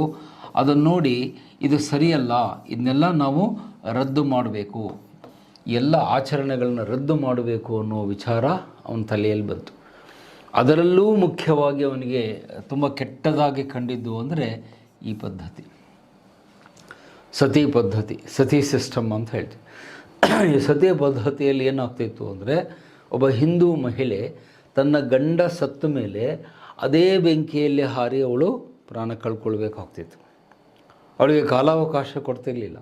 ಆ ಪತಿಯ ಚಿತಾ ಬೆಂಕಿ ಇನ್ನೂ ಉರಿತಾ ಇರಬೇಕಾದಾಗಲೇ ಅವಳು ಅದರಲ್ಲಿ ಹಾರಿಕೊಂಡು ತನ್ನ ಪ್ರಾಣ ಬಲಿದಾನವನ್ನು ಮಾಡಿಕೊಳ್ಬೇಕು. ಅವಳಿಗೆ ಮಹಾಸತಿ ಅಂತ ಹೇಳಿ ಇವರು ಏನೋ ಒಂದು ಬಿರುದು ಕೊಟ್ಟು ಅವಳಿಗೆ ಗೌರವವನ್ನು ಮಾಡ್ತಿದ್ರು ಅವಳು ಸತ್ತ ಮೇಲೆ. ಆದರೆ ನೀವು ಒಂದು ಕ್ಷಣ ಯೋಚನೆ ಮಾಡಿ, ಒಬ್ಬ ವ್ಯಕ್ತಿಯನ್ನು, ಅದು ಯಾರೇ ಇರಲಿ, ಹಿಂದೂ ಇರಲಿ ಮುಸ್ಲಿಮ್ ಇರಲಿ ಯಾರೇ ಇರಲಿ, ಒಬ್ಬ ವ್ಯಕ್ತಿಯನ್ನು ಜೀವಂತವಾಗಿ ಬೆಂಕಿಯಲ್ಲಿ ಹಾಕಿ ಸುಡುವುದು ಸರಿಯೇ? ನಾನಂತೂ ಅದು ಸರಿಯಲ್ಲ ಅಂತ ಹೇಳ್ತೀನಿ. ಸರ್ವಥಾ ಅದು ಸರಿಯಲ್ಲ. ಯಾಕೆ ಸರಿ ಅಂತ ವಾದಿಸೋರಿಗೆ ಒಂದು ಪ್ರತಿ ಪ್ರಶ್ನೆ ಹಾಕ್ತೀನಿ. ಗಂಡ ಸತ್ತರೆ ಇವಳು ಬೆಂಕಿಗೆ ಹಾರ್ಕೊಳ್ಬೇಕು, ಆಯ್ತಪ್ಪ, ಆರ್ಗ್ಯುಮೆಂಟ್ ಸೈಕ್ ನಾನು ಒಪ್ಕೊಳ್ತೇನೆ. ಸಪೋಸ್ ಹೆಂಡತಿ ಸತ್ತರೆ ಇವನು ಬೆಂಕಿಗೆ ಹಾರ್ತಾನ? ಹೆಂಡತಿ ಸತ್ತರೆ ಅದೇ ಬೆಂಕಿಯಲ್ಲಿ ಗಂಡ ಹಾರ್ತಾನ? ಇವನು ಹಾರಲ್ಲ. ಇವನೆಲ್ಲಿ ಹಾರ್ತಾನೆ? ಕಲ್ಯಾಣ ಮಂಟಪಕ್ಕೆ ಹಾರ್ತಾನೆ. ಎರಡನೇ ಮದುವೆಗೆ ಕಲ್ಯಾಣ ಮಂಟಪಕ್ಕೆ ಹಾರ್ತಾನೆ ಹೊರತು ಬೆಂಕಿಯಲ್ಲಂತೂ ಅವನು ಹಾರಲ್ಲ. ಸೊ ಅಂದರೆ ನಮ್ಮಲ್ಲಿ ಪದ್ಧತಿಗಳು ತುಂಬ ಅಮಾನುಷವಾಗಿದ್ದು, ಇನ್ಇಕ್ವಾಲಿಟಿ ಇತ್ತು. ಸ್ತ್ರೀಯರ ಶೋಷಣೆ ಅಲ್ಲಿ ಬಹಳ ಸ್ಪಷ್ಟವಾಗಿ ಕಾಣ್ತಾ ಇತ್ತು.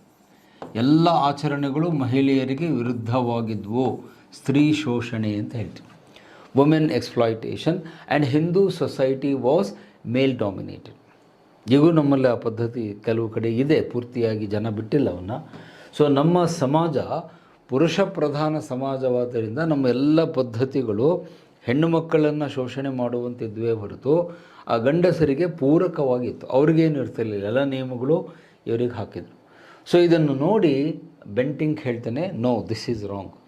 ಈ ಪದ್ಧತಿಯನ್ನು ನಿಲ್ಲಿಸಬೇಕು, ಇದು ಅನಾಗರಿಕ, ಅಮಾನವೀಯ, ಇದನ್ನು ನಾನು ಬ್ಯಾನ್ ಮಾಡ್ತೇನೆ ಅಂತ ಹೇಳಿದಾಗ ನಮ್ಮ ಸಮಾಜದ 3 ಜನ ಅತಿರಥ ಮಹಾರಥರು ಅವನ ಜೊತೆಗೆ ಕೈ ಜೋಡಿಸ್ತಾರೆ. ಈಗ ಅವ್ರ ಹೆಸರು ಬೋರ್ಡ್ ಮೇಲೆ ಬರಿತೀನಿ, ನೀವು ಇವ್ರ ಹೆಸರನ್ನು ಕೂಡ ನೆನ್ಪಿಟ್ಕೋಬೇಕು. ಬರೀ ಬೆಂಟಿಂಕ್ ಒಬ್ಬನಿಂದ ಆಯಿತು ಅಂತ ನೀವು ತಿಳ್ಕೊಬೇಡಿ. ನಮ್ಮ ನಾಯಕರು ಕೂಡ 3 ಜನ ಇದ್ದರು. ಅದರಲ್ಲಿ ಮೊದಲನೇ ವ್ಯಕ್ತಿ ಯಾರು? ರಾಜಾರಾಮ್ ಮೋಹನ್ ರಾಯ್. ರಾಜಾರಾಮ್ ಮೋಹನ್ ರಾಯ್ ಅವರ ಹೆಸರು ನೀವೆಲ್ಲ ಓದಿರ್ತೀರಿ ಹಿಸ್ಟ್ರಿಯಲ್ಲಿ. ಬಂಗಾಲದಲ್ಲಿದ್ದರು. ರಾಜಾರಾಮ್ ಮೋಹನ್ ರಾಯ್ ಇದಕ್ಕೆ ಬೆಂಬಲವನ್ನು ಕೊಡ್ತಾರೆ. ಈ ರಾಜಾರಾಮ್ ಮೋಹನ್ ರಾಯ್ ಯಾರು ಅಂತಂದರೆ ಬ್ರಹ್ಮ ಸಮಾಜದ ಸ್ಥಾಪಕರು. ಅವರೊಂದು ಸಂಸ್ಥೆಯನ್ನು ಕಟ್ಟಿರ್ತಾರೆ ಕಲ್ಕತ್ತಾದಲ್ಲಿ, ಬ್ರಹ್ಮ ಸಮಾಜದ ಸ್ಥಾಪಕ. ಸೊ ಈಗಲೂ ಕೂಡ ಅದು ತನ್ನ ಕಾರ್ಯಾಚರಣೆಯನ್ನು ಬಂಗಾಳದಲ್ಲಿ ಮಾಡುತ್ತೆ, founder of Brahmo Samaj. So Rajaram Mohan Roy ಮೊದಲ ವ್ಯಕ್ತಿ ಇದಕ್ಕೆ ಕೈ ಜೋಡಿಸಿದವರು. ಎರಡನೇ ವ್ಯಕ್ತಿ ಈಶ್ವರ ಚಂದ್ರ ವಿದ್ಯಾಸಾಗರ್. ಈಶ್ವರ ಚಂದ್ರ ವಿದ್ಯಾಸಾಗರ್ ಇವರು ಬಹಳ ದೊಡ್ಡ ಸಮಾಜ ಸುಧಾರಕರು. ಸೊ ಈಶ್ವರ ಚಂದ್ರ ವಿದ್ಯಾಸಾಗರ್ ಅವರು ಕೂಡ ಇದಕ್ಕೆ ಕೈ ಜೋಡಿಸ್ತಾರೆ. ಆದರೆ ಇವರ ಮುಖ್ಯ ಆದ್ಯತೆ ಯಾವುದಕ್ಕಿತ್ತು ಅಂದರೆ ಈ ವಿಧವಾ ಪದ್ಧತಿಯ ವಿರುದ್ಧ ಅವರು ಹೋರಾಟ ಮಾಡ್ತಿದ್ರು. ಅವರ ಮೇನ್ ಆದ್ಯತೆ ವಿಧವಾ ಪದ್ಧತಿಯನ್ನು ನಿರ್ಮೂಲನೆ ಮಾಡಬೇಕು ಅಂತ. ರಾಜಾರಾಮ್ ಮೋಹನ್ ರಾಯರು ಸತಿ ಪದ್ಧತಿಯನ್ನು ರದ್ದು ಮಾಡಬೇಕು ಅಂತ ಅವರು ಹೋರಾಟ ಮಾಡ್ತಾಯಿದ್ರು. ಇವ್ರ ಜೊತೆಗೆ ಇನ್ನೊಬ್ಬ ನಿವೃತ್ತ ನ್ಯಾಯಾಧೀಶರು, ಬಹುಶಃ ಅವ್ರ ಹೆಸರನ್ನು ನೀವು ಹಿಸ್ಟ್ರಿಯಲ್ಲಿ ಓದಿತೀರಿ, MG ರಾನಡೆ ಅಂತ ಅವ್ರ ಹೆಸರು. ನೀವು ಹಿಸ್ಟ್ರಿ ಬುಕ್ಕಲ್ಲಿ ಅವ್ರ ಹೆಸರನ್ನು ಓದಿರ್ತೀರಿ. ಮಹಾದೇವ್ ಗೋವಿಂದ್ ರಾನಡೆ ಪೂನಾದಲ್ಲಿದ್ದರು. He was in Pune. So ಆಗಿನ ಕಾಲದಲ್ಲಿ ಬಾಂಬೆ ಹೈಕೋರ್ಟ್ನಲ್ಲಿ ಜಡ್ಜ್ ಆಗಿ ಅವರು ಕೆಲಸ ಮಾಡಿದರು, ನೆನ್ಪಿಟ್ಕೊಳ್ಳಿ. ಹಾಗಾಗಿ ಅವರ ಹೆಸರಿನ ಹಿಂದೆ ನ್ಯಾಯಮೂರ್ತಿ ಅಂತ ಬರುತ್ತೆ. ಜಸ್ಟಿಸ್ ಮಹಾದೇವ್ ಗೋವಿಂದ್ ರಾನಡೆ, ಶಾರ್ಟ್ ಫಾರ್ಮ್ನಲ್ಲಿ MG ರಾನಡೆ ಅಂತ ಹೇಳ್ತೀವಿ. ಆ ಮಹಾದೇವ್ ಗೋವಿಂದ ರಾನಡೆ ಒಬ್ಬ ನಿವೃತ್ತ ನ್ಯಾಯಾಧೀಶರಾಗಿದ್ದರು ಬಾಂಬೆ ಹೈಕೋರ್ಟಲ್ಲಿ. ಅವರು ಕೂಡ ಈ ಎಲ್ಲ ಪದ್ಧತಿಗಳನ್ನು ಖಂಡಿಸಿದರು. ಇದು ನಮ್ಮ ಸಮಾಜಕ್ಕೆ ಒಳ್ಳೆಯದಲ್ಲ, this is not good for our society, ಇವುಗಳ ವಿರುದ್ಧ ನಾವು ಹೋರಾಟ ಮಾಡಬೇಕು ಅಂತ ಈ 3 ಜನ ಒಟ್ಟಾಗಿ ಏನು ಮಾಡ್ತಾರೆ, ದೇ ಅಪ್ರೋಚ್ಡ್ ಬೆಂಟಿಂಕ್. ಅಂದಿನ ಗವರ್ನರ್ ಜನರಲ್ ಆದಂಥ ಬೆಂಟಿಂಕ್ ಅವರನ್ನು ಭೇಟಿಯಾಗಿ, ನೋಡಿ ನೀವು ಈ ಎಲ್ಲ ಪದ್ಧತಿಗಳನ್ನು ರದ್ದು ಮಾಡಬೇಕು, ಇವು ನಮ್ಮ ಸಮಾಜಕ್ಕೆ ಒಳ್ಳೆಯದಲ್ಲ, ನಮ್ಮ ಸಮಾಜ ಹಾಳು ಮಾಡ್ತವೆ, ನೀವು ಇದನ್ನು ರದ್ದು ಮಾಡಿರಿ ಅಂಥೇಳಿ ದೇ ಮೆಟ್ ಬೆಂಟಿಂಕ್. ಬೆಂಟಿಂಕ್ನನ್ನು ಕಲ್ಕತ್ತಾದಲ್ಲಿ ಭೇಟಿ ಮಾಡಿ ಒಂದು ಮನವಿ ಪತ್ರವನ್ನು ಕೊಟ್ಟು ನೀವು ಇದನ್ನು ರದ್ದುಪಡಿಸಬೇಕು ಅಂತ ಹೇಳಿದ್ದಕ್ಕೆ ಇವರ ಮನವಿಗೆ ಓಗೊಟ್ಟು ಲಾರ್ಡ್ ಬೆಂಟಿಂಕ್ ಏನು ಮಾಡ್ತಾನೆ, ಸತಿ ಪದ್ಧತಿಯ ನಿಷೇಧ ಕಾಯ್ದೆ, ಅದನ್ನೆಲ್ಲೇ ಬೋರ್ಡ್ ಮೇಲೆ ಬರಿತೀನಿ, ಸತಿ ನಿಷೇಧ ಕಾಯ್ದೆಯನ್ನು ಅವನು ಜಾರಿಗೆ ತರ್ತಾನೆ. ಇದು ನಮ್ಮ ದೇಶದ ಮೊದಲ ಸಾಮಾಜಿಕ ಸುಧಾರಣೆ, ಸತಿ ನಿಷೇಧ ಕಾಯ್ದೆ. 1829 ಇಸ್ವಿ ನೆನ್ಪಿಟ್ಕೊಳ್ಳಿ. ಸತಿ ನಿಷೇಧ ಕಾಯ್ದೆ ಅಂದರೆ ಸತಿ ಪದ್ಧತಿ. ಸತಿ ಅಂದರೆ ಅಲ್ಲಿ ನೀವು ಅದನ್ನು ಸತಿ ಸಹಗಮನ ಅಂತ ತಿಳ್ಕೊಳ್ಬೇಕು.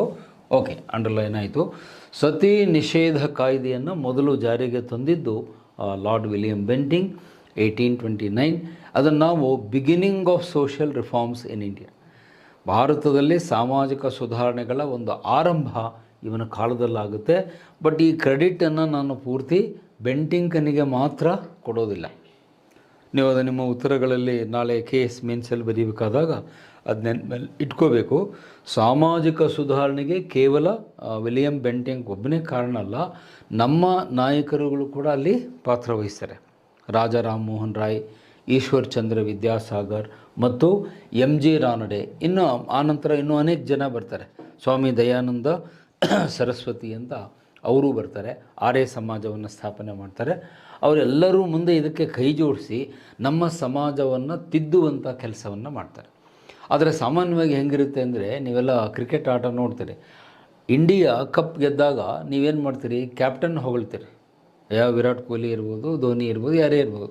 ಸೊ ಕ್ಯಾಪ್ಟನ್ ಗುಣಗಾನ ಮಾಡ್ತಾರೆ. ಆದರೆ ಕ್ಯಾಪ್ಟನ್ ಒಬ್ಬನೇ ಸೇರಿ ಗೆದ್ದಿರಲ್ಲ. ಎಲ್ಲ ಆಟಗಾರರು ಆಡಿದ್ದಕ್ಕೆ ಕಪ್ ಬಂದಿರುತ್ತೆ ಹೊರತು ಬರೀ ಕ್ಯಾಪ್ಟನ್ ಒಬ್ಬನಿಂದ ಕಪ್ ಬಂದಿರಲ್ಲ. ಹಾಗೆ ಇಲ್ಲಿ ಬೆಂಟಿಂಕನ ಕಾಲದಲ್ಲಿ ಕಾಯ್ದೆ ಬಂದ ಮಾತ್ರಕ್ಕೆ ಅವನೊಬ್ಬನೇ ಅದಕ್ಕೆ ಕಾರಣ ಅಂತಲ್ಲ, ಅವನ ಜೊತೆಯಲ್ಲಿ ಈ 3 ಜನನೂ ಇದ್ದರು. ಅವರನ್ನು ಕೂಡ ನೀವು ನೆನ್ಪಿಟ್ಕೊಳ್ಳಿ. ನಮ್ಮ ನಾಯಕರು ಕೂಡ ಈ ಸುಧಾರಣೆ ಬೇಕು ಅಂತ ಹೇಳಿದ್ದಕ್ಕೆ ಬೆಂಟಿಂಕನ ಕಾಲವನ್ನು ಸುಧಾರಣೆಯ ಪರ್ವಕಾಲ ಅಂತ ಕೇಳ್ತಾರೆ ಎಕ್ಸಾಮ್ನಲ್ಲಿ. Bentinck's time is called the golden era of social reforms. ಸಾಮಾಜಿಕ ಸುಧಾರಣೆಗಳ ಬಂಗಾರದ ಕಾಲ, ಸುವರ್ಣ ಕಾಲ ಅಂತ ಹೇಳ್ತೀವಿ. ಹಾಗಾಗಿ ಅವನ ಕಾಲದಲ್ಲಿ ಸತಿ ಪದ್ಧತಿಯ ನಿಷೇಧ ಆಗುತ್ತೆ. ಆನಂತರ ಮುಂಬರುವ ದಿನಗಳಲ್ಲಿ, ಆನಂತರದ ದಿನಗಳಲ್ಲಿ ಬೇರೆ ಅನಿಷ್ಟಗಳನ್ನು ಕೂಡ ರದ್ದುಪಡಿಸುವಂಥ ಕೆಲಸ ಆನಂತರದ ಗವರ್ನರ್ ಜನರಲ್ಗಳ ಕಾಲದಲ್ಲಿ ಆಗುತ್ತೆ. ಸೊ ಇದು ಅವನ ಕಾಲದ ಮೊದಲ ಮುಖ್ಯವಾದ ಬೆಳವಣಿಗೆ, ಸಾಮಾಜಿಕ ಸುಧಾರಣೆ ಅವನ ಕಾಲದಲ್ಲಿ ಸ್ಟಾರ್ಟ್ ಆಯಿತು ಅಂತ. ಇನ್ನು ರಾಜಾ ರಾಮ್ ಮೋಹನ್ ರಾಯ್ ಅವರ ಬಗ್ಗೆ ಇನ್ನೊಂದು ಪ್ರಶ್ನೆ ನಿಮಗೆ ಎಕ್ಸಾಮ್ನಲ್ಲಿ ಕೇಳ್ತಾರೆ. ಏನಂತ, ರಾಜಾ ರಾಮ್ ಮೋಹನ್ ರಾಯ್ ಅವರನ್ನು ಭಾರತದ ಮಾರ್ಟಿನ್ ಲೂಥರ್ ಅಂತ ಕರೀತಾರೆ. ಆ ವರ್ಡನ್ನು ನೆನ್ಪಿಟ್ಕೊಳ್ಳಿ, ಭಾರತದ ಮಾರ್ಟಿನ್ ಲೂಥರ್. ಯಾಕಂದರೆ ಅಲ್ಲಿ ಸಮಾಜ ಸುಧಾರಣೆ ಮಾಡಿದಂಥ ಒಬ್ಬ ವ್ಯಕ್ತಿ ಬರ್ತಾನೆ ಜರ್ಮನಿಯಲ್ಲಿ, ಮಾರ್ಟಿನ್ ಲೂಥರ್ ಅಂತ ಅವನ ಹೆಸರು. ಅವನು ಕೂಡ ಸಮಾಜ ಸುಧಾರಣೆಗಾಗಿ ಹೋರಾಟ ಮಾಡಿದಂಥ ವ್ಯಕ್ತಿ. ಅವನಿಗೆ ಮಾರ್ಟಿನ್ ಲೂಥರ್ ಅಂತ ಕರೀತಾರೆ. ಸೊ ಭಾರತದ ಮಾರ್ಟಿನ್ ಲೂಥರ್ ಯಾರು ಅಂದರೆ ರಾಜಾ ರಾಮ್ ಮೋಹನ್ ರಾಯ್. ರಾಜಾ ರಾಮ್ ಮೋಹನ್ ರಾಯ್ ಅವರಿಗೆ ನಾವು ಈ ಬಿರುದನ್ನು ಕೊಟ್ಟಿದ್ದೇವೆ. ಮತ್ತು ಇನ್ನೂ ಕೆಲವು ಇತಿಹಾಸಕಾರರು ಅವರನ್ನು ಏನಂತ ಕರೀತಾರೆ, ಆಧುನಿಕ ಭಾರತದ ಪಿತಾಮಹ. ಆಧುನಿಕ ಭಾರತದ ಪಿತಾಮಹ ಅಂತ ಕೂಡ ಅವರಿಗೆ ಟೈಟಲ್ ಇದೆ. ಸೊ ಈ ಟೈಟಲ್ಗಳನ್ನು ನೀವು ಎಕ್ಸಾಮ್ ದೃಷ್ಟಿಯಿಂದ ನೆನ್ಪಿಟ್ಕೋಬೇಕು. ಆಧುನಿಕ ಭಾರತದ ಪಿತಾಮಹ ಅಂತ ರಾಜಾ ರಾಮ್ ಮೋಹನ್ ರಾಯ್ ಅವರನ್ನ ಕರಿತೇವೆ.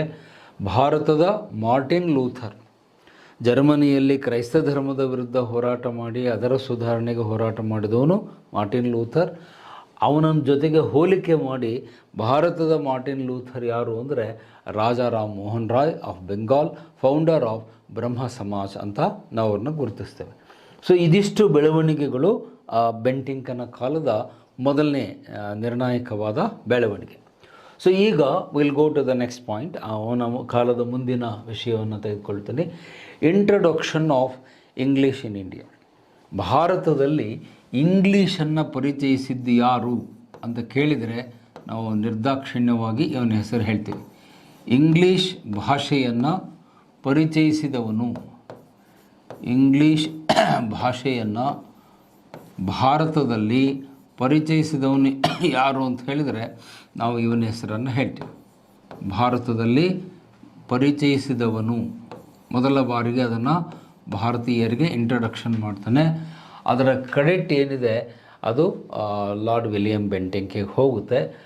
ಆದರೆ ಇಲ್ಲಿ ಇನ್ನೊಬ್ಬ ವ್ಯಕ್ತಿಯ ಹೆಸರನ್ನು ಕೂಡ ನಾನು ಹೇಳಲೇಬೇಕು. ಇದನ್ನು ಸ್ವಲ್ಪ ಡಿಲೀಟ್ ಮಾಡಬೇಕಲ್ಲ, ಬರೆಯೋದ್ರಲ್ಲಿ ತಪ್ಪಾಗಿದೆ. This should be removed. English ಭಾಷೆಯನ್ನು ಮೊದಲು ಭಾರತದಲ್ಲಿ ಇಂಟ್ರಡ್ಯೂಸ್ ಮಾಡ್ತಾನೆ. ಇದಕ್ಕೆ ಸಲಹೆ ಕೊಟ್ಟಂಥ ವ್ಯಕ್ತಿ ಯಾರು ಅಂದರೆ ಲಾರ್ಡ್ ಮೆಕಾಲೆ ಅಂತ ಇನ್ನೊಬ್ಬ ವ್ಯಕ್ತಿ ಬರ್ತಾನೆ. ಇವನ ಹೆಸರು ಕೂಡ ನೀವು ಯಾವಾಗಲೂ ನೆನ್ಪಿಟ್ಕೋಬೇಕು. He gave this advice. ಈ ಒಂದು ಅಡ್ವೈಸನ್ನು ಕೊಟ್ಟಿದ್ದು ಯಾರು ಅಂತಂದರೆ ಲಾರ್ಡ್ ಮೆಕಾಲೆ ಅಂತ. ಇವನೇನಾಗಿದ್ದ ಅಂದರೆ he was a law member in the executive council. ಅವನ ಕಾರ್ಯಕಾರಿ ಮಂಡಳಿಯಲ್ಲಿ ಅವನು ಕಾನೂನು ಸದಸ್ಯನಾಗಿದ್ದ. ಯಾರ ಮಂಡಳಿಯಲ್ಲಿ? ಲಾರ್ಡ್ ಬೆಂಟಿಂಕನ ಕಾರ್ಯಕಾರಿ ಸಮಿತಿಯಲ್ಲಿ, ಮಂಡಳಿಯಲ್ಲಿ ಕಾನೂನು ಸದಸ್ಯನಾಗಿದ್ದಂತಹ ವ್ಯಕ್ತಿ ಲಾರ್ಡ್ ಮೆಕಾಲೆ. ಇವನೇನು ಮಾಡ್ತಾನೆ ಅಂದರೆ ಈ ಸಲಹೆಯನ್ನು ಕೊಡ್ತಾನೆ, ಭಾರತೀಯರಿಗೆ ನಾವು ಇಂಗ್ಲೀಷ್ ಎಜುಕೇಷನನ್ನು ಸ್ಟಾರ್ಟ್ ಮಾಡಬೇಕು. ಭಾರತೀಯರಿಗೆ ಇಂಗ್ಲೀಷ್ ಶಿಕ್ಷಣವನ್ನು ಕೊಟ್ಟರೆ ನಾವು ಈ ದೇಶವನ್ನು ದೀರ್ಘಕಾಲ ಆಳಬಹುದು. ನೋಡಿ, ಅವನ ತಲೆ ಓಡಾಟ ಹೇಗೆ ಚಿಂತನೆ ಮಾಡುತ್ತೆ ಅಂತ ಹೇಳಿದರೆ, ಇಲ್ಲಿ ಒಂದು ಮುಖ್ಯವಾದ ವಿಷಯ ನಿಮ್ಮ ಗಮನಕ್ಕೆ ತರಬೇಕು. ನಾವೆಲ್ಲರೂ ಏನು ಅಂದ್ಕೊಂಡಿರ್ತೀವಿ ಅಂದರೆ ಇಂಗ್ಲೀಷ್ ಅಂದರೆ ಬರೀ ಒಂದು ಭಾಷೆ, ಲ್ಯಾಂಗ್ವೇಜ್ ಅಂತ ತಿಳ್ಕೊಂಡಿರ್ತೀವಿ. ಬಟ್ ಲಾರ್ಡ್ ಮೆಕಾಲೆ ಹೇಳ್ತಾನೆ, it is not just A language of communication, it is A carrier of culture ಅಂತ ಹೇಳ್ತಾನೆ. ಅದು ಅವನ ಭಾಷಣದಲ್ಲಿ ಬರುತ್ತೆ. ಇಂಗ್ಲೀಷು ಕೇವಲ ಭಾಷೆ ಅಲ್ಲ, ನಾವೆಲ್ಲರೂ ಬರೀ ಅದನ್ನೊಂದು ಲ್ಯಾಂಗ್ವೇಜ್ ಅಂತ ತಿಳ್ಕೊಂಡಿದ್ವಿ. ಅದು ಬರೀ ಭಾಷೆ ಅಷ್ಟೇ ಅಲ್ಲ, ಅದಕ್ಕಿಂತ ಹೆಚ್ಚಾಗಿ ಏನಾಗಿದೆ ಅಂದರೆ carrier of culture. It is A carrier of culture. ಆ ದೇಶದ ಸಂಸ್ಕೃತಿಯನ್ನು ನಮ್ಮ ದೇಶದಲ್ಲಿ ತರಲಿಕ್ಕೆ ಇಂಗ್ಲೀಷ್ ಭಾಷೆ ಕಾರಣ ಆಗುತ್ತೆ. ಕ್ಯಾರಿಯರ್ ಅಂದರೆ ಕೊಂಡೊಯ್ಯೋದು, ಹೊತ್ಕೊಂಡು ಹೋಗೋದು. ಕ್ಯಾರಿಯರ್ ಆಫ್ ಕಲ್ಚರ್ ಅಂದರೆ ಇಂಗ್ಲೀಷನ್ನು ನಮ್ಮ ಜನ ಕಲಿಯೋದ್ರ ಜೊತೆಗೆ ನಾವು ಬರೀ ABCD ಅಷ್ಟೇ ಕಲೀಲಿಲ್ಲ. ಬಹುಶಃ ಈಗ 2 ದಿವಸದ ಕೆಳಗೆ ನೀವು ಒಂದು ಆಚರಣೆ ಮಾಡಿದಿರೋ ಬಿಟ್ಟಿರೋ ಗೊತ್ತಿಲ್ಲ, ಕೆಲವು ವಿದ್ಯಾರ್ಥಿಗಳು ಮಾಡಿರ್ತೀರಿ. ಫೆಬ್ರವರಿ 14ಕ್ಕೆ ವ್ಯಾಲೆಂಟೈನ್ ಡೇ ಅಂತ ಎಲ್ಲ ಕೈಯಲ್ಲಿ ಗುಲಾಬಿ ಹೂವು ಹಿಡ್ಕೊಂಡು ಬೀದಿ ಬೀದಿ ಸುತ್ತಾಡೋದನ್ನು ನೋಡಿದ್ದೀರಿ. ಈ ವ್ಯಾಲೆಂಟೈನ್ ಡೇ ವಿಚಾರ ಎಲ್ಲಿಂದ ಬಂತು ನಿಮಗೆ? ಯಾರ ಕಾಲದಿಂದ ಬಂತು ಅಂದರೆ ಬ್ರಿಟಿಷರಿಂದ ನಮಗೆ ಬಂದಿದ್ದು. ಪಾಶ್ಚಾತ್ಯ ದೇಶಗಳಲ್ಲಿ ಪ್ರೇಮಿಗಳ ದಿನಾಚರಣೆ ಅಂತ ಆಚರಿಸ್ತಾರೆ. It is okay for them, ಅವರ ದೇಶ ಅವರ ಸಂಸ್ಕೃತಿ ಓಕೆ. ನಮ್ಮ ದೇಶದಲ್ಲಿ ಆ ವ್ಯಾಲೆಂಟೈನ್ ಡೇ ಅನ್ನೋ ಕನ್ಸೆಪ್ಟು ನಮ್ಮಲ್ಲಿ ಇಲ್ಲವೇ ಇಲ್ಲ. ಆದರೆ ನಾವೇನು ಮಾಡಿದ್ವಿ, ಬ್ರಿಟಿಷರ ಜೊತೆಗೆ ಬರೀ ಇಂಗ್ಲೀಷ್ ಅಷ್ಟೇ ಕಲೀಲಿಲ್ಲ, ಆಂಗ್ಲ ಸಂಸ್ಕೃತಿ ಕೂಡ ನಮ್ಮ ಜನ ಕಲೀಲಿಕ್ಕೆ ಸ್ಟಾರ್ಟ್ ಮಾಡಿದರು. ಆಂಗ್ಲ ಭಾಷೆಯ ಜೊತೆಗೆ ಆಂಗ್ಲ ಸಂಸ್ಕೃತಿ ಅಥವಾ ಪಾಶ್ಚಿಮಾತ್ಯ ಸಂಸ್ಕೃತಿ ನಮ್ಮ ದೇಶಕ್ಕೆ ಕಾಲಿಟ್ಟಿದ್ದೇ ಇವನ ಕಾಲದಲ್ಲಿ. ಈ ಪಾಶ್ಚಿಮಾತ್ಯ ಜೀವನ ಶೈಲಿಯನ್ನು ನಮ್ಮ ಜನ ಅಳವಡಿಸಿಕೊಂಡರು. This is very important development. ಅದನ್ನು ಇಂಗ್ಲೀಷ್ನಲ್ಲಿ ವೆಸ್ಟರ್ನೈಸೇಷನ್ ಅಂತ ಹೇಳ್ತೀವಿ, ಒಂದೇ ಶಬ್ದದಲ್ಲಿ ಹೇಳ್ತೀವಿ. ವೆಸ್ಟರ್ನೈಸೇಷನ್ ಅಂದರೆ ಪಾಶ್ಚಾತ್ಯರ ಸಂಸ್ಕೃತಿಯನ್ನು ಭಾರತೀಯರು ಕಲೀಲಿಕ್ಕೆ ಸ್ಟಾರ್ಟ್ ಮಾಡಿದ್ವಿ, ಅನುಕರಣೆ ಮಾಡಲಿಕ್ಕೆ ಸ್ಟಾರ್ಟ್ ಮಾಡಿದ್ವಿ. ಅದಕ್ಕೆ ಅನುಕರಣೆ ಅಂತ ಹೇಳ್ತೀವಿ. ಅವ್ರು ಹೆಂಗೆ ಮಾಡ್ತಾರೆ, ನಾವು ಆ ಥರ ಮಾಡೋದು. ಅವರು ಸೂಟು ಬೂಟು ಹಾಕ್ಕೊಳ್ತಾರೆ, ನಾವು ಸೂಟು ಬೂಟು ಹಾಕ್ಕೋಬೇಕು. ಅವರು ಡೈನಿಂಗ್ ಟೇಬಲ್ ಇರ್ತಾರೆ, ನಾವು ಡೈನಿಂಗ್ ಟೇಬಲ್ ಇಡಬೇಕು. ಅವ್ರ ಮನೇಲಿ ಫ್ರಿಡ್ಜ್ ಇದೆ, ನಾವು ಫ್ರಿಡ್ಜ್ ಇಡಬೇಕು. ಈ ಥರ ಅವ್ರು ಏನೇನು ಮಾಡ್ತಾರೋ ಎಲ್ಲ. ಜನವರಿ 1ಕ್ಕೆ ಹ್ಯಾಪಿ ನ್ಯೂ ಇಯರ್ ಮಾಡ್ತಾರೆ, ನಾವು ಹ್ಯಾಪಿ ನ್ಯೂ ಇಯರ್ ಮಾಡಬೇಕು. ಬರ್ಡೇಗೆ ಕೇಕ್ ತಂದು ಕೇಕ್ ಕಟ್ ಮಾಡಿ ದೀಪ ಆರಿಸ್ಬೇಕು ನಾವು. ಆ್ಯಕ್ಚುಲಿ ನಮ್ಮ ಸಂಸ್ಕೃತಿಯಲ್ಲಿ, ಭಾರತೀಯ ಸಂಸ್ಕೃತಿಯಲ್ಲಿ ನಾವು ದೀಪವನ್ನು ಹಚ್ಚಬೇಕೇ ಹೊರತು ಆರಿಸಬಾರ್ದು. ಅದು ನಿಮಗೆ ಗೊತ್ತಿದೆ, you know about our culture. ನಾವು ಜ್ಯೋತಿಯನ್ನು ಬೆಳಗಿಸಬೇಕೇ ಹೊರತು ದೀಪವನ್ನು ಆರಿಸಬಾರ್ದು. ಆದರೆ ಇವತ್ತು ನಾವು ಬರ್ಡೇ ದಿವಸ ಏನು ಮಾಡ್ತೀವಿ, ದೀಪ ಹಚ್ಚಿ ಅದನ್ನು ಕಷ್ಟಪಟ್ಕೊಂಡು ಊದಿ ಆರಿಸಿ ಆಮೇಲೆ ಬೆಲೂನ್ ಕಟ್ ಮಾಡಿ ನಾವು ಮಾಡ್ತೀವಿ. ಇದು ಎಲ್ಲಿಂದ ಸ್ಟಾರ್ಟ್ ಆಯಿತು ಅಂದರೆ ಈ ಮಹಾಶಯನ ಕಾಲದಲ್ಲಿ, ಬೆಂಟಿಂಕನ ಕಾಲದಿಂದ ಭಾರತೀಯರು ಪಾಶ್ಚಾತ್ಯ ಸಂಸ್ಕೃತಿಯನ್ನು ಅನುಕರಣೆ ಮಾಡಲಿಕ್ಕೆ ಸ್ಟಾರ್ಟ್ ಮಾಡೋದು. ಏಪಿಂಗ್ ಆಫ್ ದ ವೆಸ್ಟ್ ಕಲ್ಚರ್. ಇದರ ಬಗ್ಗೆ ಒಂದು ದೊಡ್ಡ ಪುಸ್ತಕವನ್ನು ಪ್ರೊಫೆಸರ್ MN ಶ್ರೀನಿವಾಸ್ ಅವರು ಬರೀತಾರೆ. ಆ ಪುಸ್ತಕದ ಹೆಸರೇನು ಅಂದರೆ ವೆಸ್ಟರ್ನೈಸೇಷನ್ ಇನ್ ಇಂಡಿಯಾ. ನೀವು ಟೈಮ್ ಇದ್ದಾಗ, ಬಿಡುವಿದ್ದಾಗ ಆ ಪುಸ್ತಕ ಓದ್ರಿ. ವೆಸ್ಟರ್ನೈಸೇಷನ್ ಇನ್ ಇಂಡಿಯಾ ಅನ್ನುವ ಗ್ರಂಥದಲ್ಲಿ ಪ್ರೊಫೆಸರ್ MN ಶ್ರೀನಿವಾಸ್ ಹೇಳ್ತಾರೆ, ಭಾರತೀಯ ಸಂಸ್ಕೃತಿ ಹಾಳಾಗಲಿಕ್ಕೆ ಸ್ಟಾರ್ಟ್ ಆಗಿದ್ದು ಯಾರ ಕಾಲದಿಂದ ಅಂದರೆ ಬೆಂಟಿಂಕನ ಕಾಲದಿಂದ. ಜನ ಆ ಒಂದು ಬ್ರಿಟಿಷರ ಸಂಸ್ಕೃತಿಯನ್ನು ನಾವು ಫಾಲೋ ಮಾಡಲಿಕ್ಕೆ ಸ್ಟಾರ್ಟ್ ಮಾಡಿದ್ವಿ, ನಮ್ಮತನವನ್ನು ಮರ್ತು ಬಿಟ್ವಿ.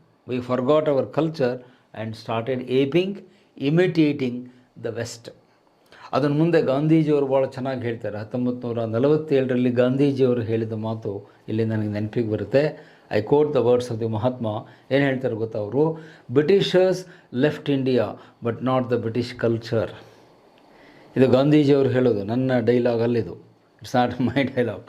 ಗಾಂಧೀಜಿ ಅವರು ಹೇಳ್ತಾರೆ, Britishers left India but not the British culture. ಬ್ರಿಟಿಷರು ಭಾರತ ಬಿಟ್ಟು ಹೋದರು ನಿಜ, ಆದರೆ ಬ್ರಿಟಿಷ್ ಸಂಸ್ಕೃತಿ ಮಾತ್ರ ಹೋಗಲಿಲ್ಲ. ಅದು ಈಗಲೂ ನಮ್ಮ ನಡುವೆ ಜೀವಂತವಾಗಿದೆ. ಎಲ್ಲಿ? ನಿಮ್ಮ ವೇಷ ಭಾಷೆ ನೋಡಿರಿ, ನಿಮ್ಮ ಊಟೋಪಚಾರಗಳನ್ನು ನೋಡಿರಿ, ನಿಮ್ಮ ಬಟ್ಟೆ ಬರೆಗಳನ್ನು ನೋಡಿರಿ, ನಿಮ್ಮ ಸಾಮಾಜಿಕ ಬದುಕನ್ನು, ಸೋಷಿಯಲ್ ಲೈಫ್ ಅಂತ ಹೇಳ್ತೀವಿ, ಸಾಮಾಜಿಕ ಜೀವನ ನೋಡಿರಿ.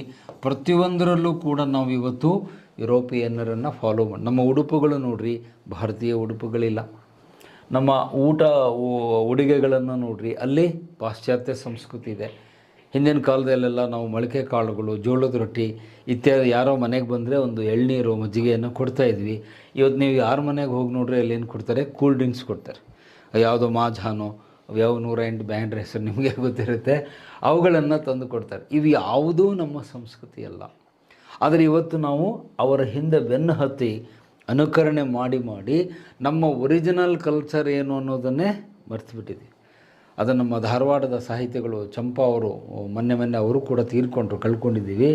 ಚಂದ್ರಶೇಖರ್ ಪಾಟೀಲ್ ಅವರು ಹೇಳ್ತಾರೆ ಏನಂತ, ಅಪ್ಪ ಅಮ್ಮ ಹೋದರು, ಡ್ಯಾಡಿ ಮಮ್ಮಿ ಬಂದರು ಅಂತ ಅವ್ರು ಪದೇ ಪದೇ ಹೇಳ್ತಿದ್ರು ಭಾಷಣದಲ್ಲಿ. ಅಪ್ಪ ಅಮ್ಮ ಹೋದರು, ಡ್ಯಾಡಿ ಮಮ್ಮಿ ಬಂದರು. ಅದು ಯಾರ ಕಾಲದಲ್ಲಿ ಅಂದರೆ ಬೆಂಟಿಂಕನ ಕಾಲದಲ್ಲಿ. ಅಷ್ಟರ ಮಟ್ಟಿಗೆ ನಾವು ಇಂಗ್ಲೀಷನ್ನು ಏನು ಮಾಡಿದ್ವಿ, ನಮ್ಮ ತಲೆ ಮೇಲೆ ಕೂರಿಸ್ಕೊಂಡ್ಬಿಟ್ವಿ. ಈ ಇಂಗ್ಲೀಷ್ ಭಾಷೆ ನಮ್ಮ ತಲೆ ಮೇಲೆ ಬಂದು ಕುಳಿತಿದ್ದು ಯಾರ ಕಾಲದಲ್ಲಿ ಅಂದರೆ ಬೆಂಟಿಂಕನ ಕಾಲದಲ್ಲಿ. ಇದರ ಪರಿಣಾಮ ಏನಾಯಿತು ಅಂದರೆ ನಮ್ಮ ಪ್ರಾದೇಶಿಕ ಭಾಷೆಗಳು ನಾಶವಾಗ್ತಾ ಬಂದು. ನೋಡಿ, ಇದ್ರ ಕಡೆ ನೀವು ಗಮನ ಕೊಡಬೇಕು. ಪ್ರಾದೇಶಿಕ ಭಾಷೆಗಳಿಗೆ ಅಪಾಯ, ಅದರಲ್ಲಿ ಕನ್ನಡವೂ ಬಂತು. ಕನ್ನಡ ಸೇರಿಕೊಂಡೇ ಹೇಳ್ತಾ ಇದ್ದೇನೆ, ನಮ್ಮ ಭಾಷೆಯು ಸೇರಿಕೊಂಡು ಹೇಳ್ತಾ ಇದ್ದೇನೆ. ಇಂಗ್ಲೀಷನ್ನು ಅತಿಯಾಗಿ ನಾವು ತಲೆ ಮೇಲೆ ಇಟ್ಕೊಂಡಿದ್ದರಿಂದ ನಮ್ಮ ರೀಜನಲ್ ಲ್ಯಾಂಗ್ವೇಜ್ಗಳು ಹಾಳಾಯಿತು. ಅದು ಕನ್ನಡ ಇರ್ಬೋದು, ಮರಾಠಿ ಇರ್ಬೋದು, ತೆಲುಗು ಇರ್ಬೋದು, ಅಥವಾ ತಮಿಳ್ ಇರ್ಬೋದು, ಯಾವುದೇ ನಮ್ಮ ಭಾರತೀಯ ಭಾಷೆಗಳು ಯಾವುದೇ ಇರಲಿ, ಆ ಭಾಷೆಗಳಿಗೆ ದೊಡ್ಡ ಹೊಡೆತ ಬಿತ್ತು. ಯಾಕೆ? ಎಲ್ಲರ ಬಾಯಲ್ಲೂ ಇಂಗ್ಲೀಷ್ ಬರ್ಲಿಕ್ಕೆ ಸ್ಟಾರ್ಟ್ ಆಯಿತು. ಅದನ್ನು R.C. ಮುಜುಮ್ದಾರ್ ಅನ್ನೋರು ಬಹಳ ಚೆನ್ನಾಗಿ ಹೇಳ್ತಾರೆ. ಅವರ ಒಂದು ಕೊಟೇಶನ್ ನೀವು ನೋಟ್ ಮಾಡ್ಕೊಳ್ಳಿ.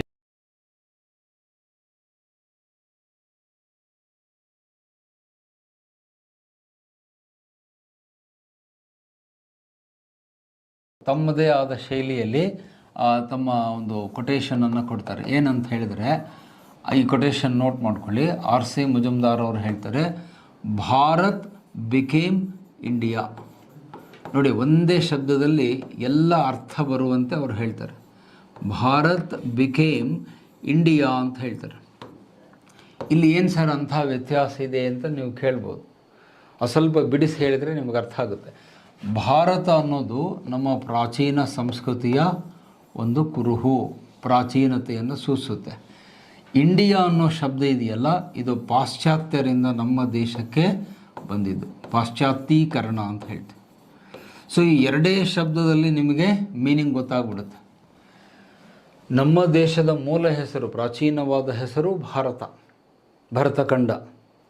ಭರತಖಂಡ ಅಂತ ನಮ್ಮ ದೇಶದ ಹೆಸರು. ಪುರಾಣಗಳನ್ನು ಓದಿದರೆ, ವೇದಶಾಸ್ತ್ರಗಳಲ್ಲಿ, ಪುರಾಣಗಳಲ್ಲಿ, ಉಪನಿಷತ್ತುಗಳಲ್ಲಿ ನಮ್ಮ ದೇಶವನ್ನು ಭರತಖಂಡ, ಜಂಬೂದ್ವೀಪ ಅಂತ ಕರೀತಾಯಿದ್ರು.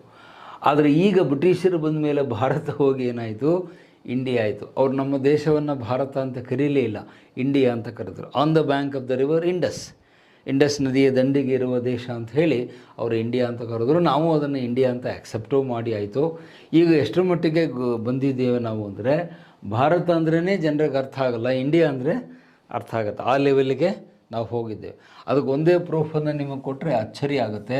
ನಿಮ್ಮ ಸಂವಿಧಾನದ 1ನೇ article, article 1 of the Indian constitution, ನಮ್ಮ ಸಂವಿಧಾನದ 1ನೇ ಆರ್ಟಿಕಲನ್ನು ನೀವು ತೆಗೆದು ನೋಡಿದರೆ, ಅಲ್ಲಿ ಅಂಬೇಡ್ಕರ್ ಅವರು ಏನು ಹೇಳ್ತಾರೆ ಗೊತ್ತಾ, India that is Bharat shall be a union of States ಅಂತ ಹೇಳ್ತಾರೆ. ಅದು ಸಂವಿಧಾನ ಬಂದಾಗ ಸರ್ ಹೇಳ್ತಾರೆ ನಮಗೆ. ಜಸ್ಟ್ ನಿಮಗೆ ರೆಫರೆನ್ಸ್ ಕೊಡ್ತಾ ಇದ್ದೀನಿ ನಾನು. ಏನಂತ, India that is Bharat shall be a union of States ಅಂತ ಅಂಬೇಡ್ಕರ್ ಅವರು ಹೇಳ್ತಾರೆ.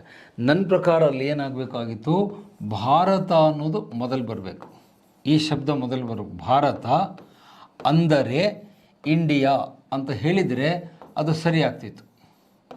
ಇದು ನನ್ನ ಅಭಿಪ್ರಾಯ, ಇಟ್ ಈಸ್ ಮೈ ಒಪಿನಿಯನ್. ನಾನಿಲ್ಲಿ ಯಾರನ್ನೂ ಟೀಕೆ ಮಾಡ್ತಾ ಇಲ್ಲ, ಇಟ್ಸ್ ಮೈ ಒಪಿನಿಯನ್ ಅಷ್ಟೇ.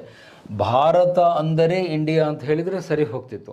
ಆದರೆ ಅಂಬೇಡ್ಕರ್ ಅವರು ಇದನ್ನು ಫಸ್ಟ್ ಬರೀತಾರೆ, ಇದು ಆಮೇಲೆ ಬರುತ್ತೆ. ಶಬ್ದಗಳು ಹಿಂದೆ ಮುಂದಾಗ್ತವೆ. ಆರ್ಟಿಕಲ್ 1ನಲ್ಲಿ ಏನು ಹೇಳ್ತಾರೆ, ಇಂಡಿಯಾ ದಟ್ ಈಸ್ ಭಾರತ್ ಅಂತ ಹೇಳ್ತಾರೆ. ಮೊದಲು ಇಂಡಿಯಾ ಶಬ್ದ ಬರುತ್ತೆ ಹೊರತು ಭಾರತ ಬರಲ್ಲ.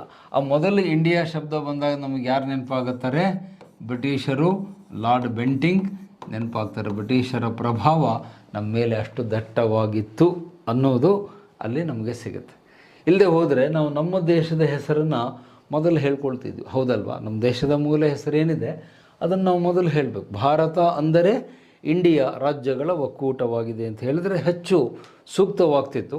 ಬಟ್ ಎನಿಹೌ, ಈಗ ಅದು ಸಂವಿಧಾನದಲ್ಲಿ ಬರೆದಾಗಿದೆ, ನಾವು ಅದನ್ನು ಒಪ್ಕೊಂಡಾಗಿದೆ, ಅದನ್ನು ಆ ವಿಷಯ ಅಲ್ಲಿಗೆ ಬಿಟ್ಬೇಡ. ಬಟ್ ನಿಮ್ಮ ಗಮನಕ್ಕೆ ಬರಲಿ ಅಂತ ನಾನು ಹೇಳಿದೆ. ಹೇಗೆ ಆ ಇಂಗ್ಲೀಷ್ ಭಾಷೆ ನಮ್ಮ ನಾಯಕರ ಮೇಲೆ ಪ್ರಭಾವ ಬೀರಿತು. ಮುಂದೆ ನಿಮಗೆ ಫ್ರೀಡಮ್ ಮೂಮೆಂಟ್ ಬಂದಾಗ ಹೇಳ್ತೀನಿ, ಮುಂದಿನ ಚಾಪ್ಟರ್ಗಳಲ್ಲಿ ಬಂದಾಗ. ನಮ್ಮ ಫ್ರೀಡಮ್ ಮೂಮೆಂಟಲ್ಲಿ ಯಾರ್ಯಾರು ಭಾಗವಹಿಸಿದ್ರು ಮಹನೀಯರು, ಅವರೆಲ್ಲರೂ ಇಂಗ್ಲೀಷ್ ಭಾಷೆಯ ಪ್ರಭಾವಕ್ಕೆ ಒಳಗಾಗಿದ್ದರು. ಆ ಇಂಗ್ಲೀಷ್ ಭಾಷೆಯ ಪ್ರಭಾವ ಅವರೆಲ್ಲರ ಮೇಲಿತ್ತು. ಇದರಲ್ಲಿ ಎಲ್ಲ ದೊಡ್ಡ ನಾಯಕರುಗಳು ಕೂಡ ಬರ್ತಾರೆ. ಗಾಂಧೀಜಿ ಬರ್ತಾರೆ, ನೆಹರು ಬರ್ತಾರೆ, ಆನಂತರ ಸುಭಾಷ್ ಚಂದ್ರ ಬೋಸ್ ಅವರು ಬರ್ತಾರೆ, ಚಕ್ರವರ್ತಿ ರಾಜಗೋಪಾಲ್ ಬರ್ತಾರೆ, ಬಾಬಾ ಸಾಹೇಬ್ ಅಂಬೇಡ್ಕರ್ ಬರ್ತಾರೆ, ಇನ್ನು ಸರ್ದಾರ್ ವಲ್ಲಭಭಾಯ್ ಪಟೇಲ್, ಅನೇಕ ಹೆಸರುಗಳು ಬರ್ತವೆ. ಅವರೆಲ್ಲ ಇಂಗ್ಲೀಷ್ ಪ್ರಭಾವದಿಂದನೇ ಬಂದವರು, ಇಂಗ್ಲೀಷ್ ಭಾಷೆಯ ಪ್ರಭಾವದಿಂದನೇ ಸ್ವಾತಂತ್ರ್ಯ ಹೋರಾಟಕ್ಕೆ ಬಂದವರು. ಸೊ ಈ ಇಂಗ್ಲೀಷ್ ಭಾಷೆ ಏನು ಇವನ ಕಾಲದಲ್ಲಿ ಜಾರಿ ಆಯಿತು, ನೀವು ಅದನ್ನು ಬರೀ ಲ್ಯಾಂಗ್ವೇಜ್ ಅಂತ ತಿಳ್ಕೊಬೇಡಿ. ಅದು ನಿಮಗೆ ವಿದ್ಯಾರ್ಥಿಗಳಿಗೆ ಹೇಳುವ ಸೂಚನೆ. Don't think that it is just A language, ಏನೋ ಒಂದು ಲ್ಯಾಂಗ್ವೇಜ್ ಜಾರಿಗೆ ತಂದರು ಅಂತ ತಿಳ್ಕೊಬೇಡಿ. ಅದು ಲ್ಯಾಂಗ್ವೇಜಿಗಿಂತ ಹೆಚ್ಚಾಗಿ ನಮ್ಮ ಸಂಸ್ಕೃತಿಯನ್ನು ಅದು ಚೇಂಜ್ ಮಾಡಿತು. ಟೋಟಲಿ ನಮ್ಮ ಭಾರತೀಯ ಸಂಸ್ಕೃತಿ ಬದಲಾವಣೆಯಾಗಿದ್ದೇ ಇವನ ಕಾಲದಲ್ಲಿ. ಆದರೆ ಅವನು ಬದಲಾವಣೆ ಹೇಗೆ ಮಾಡಿದ ಅಂದರೆ ಬಹಳ ನಿಧಾನವಾಗಿ ಈ ಬದಲಾವಣೆ ಆಯಿತು. ಒಂದೇ ದಿವಸಕ್ಕಾಯಿತು ಅಂತ ನಾನು ಹೇಳಲ್ಲ, ಒಂದೇ ದಿನಕ್ಕೆ ಬದಲಾವಣೆ ಆಯಿತು ಅಂತ ಹೇಳಲ್ಲ. ನಿಧಾನವಾಗಿ ಬದಲಾವಣೆ. ಎಷ್ಟು ನಿಧಾನವಾಗಿ ಅಂದರೆ ಅದಕ್ಕೆ ನಮ್ಮ ಹಿಸ್ಟ್ರಿ ಪ್ರೊಫೆಸರ್ ಒಂದು ಎಕ್ಸಾಂಪಲ್ ಕೊಡ್ತಿದ್ರು.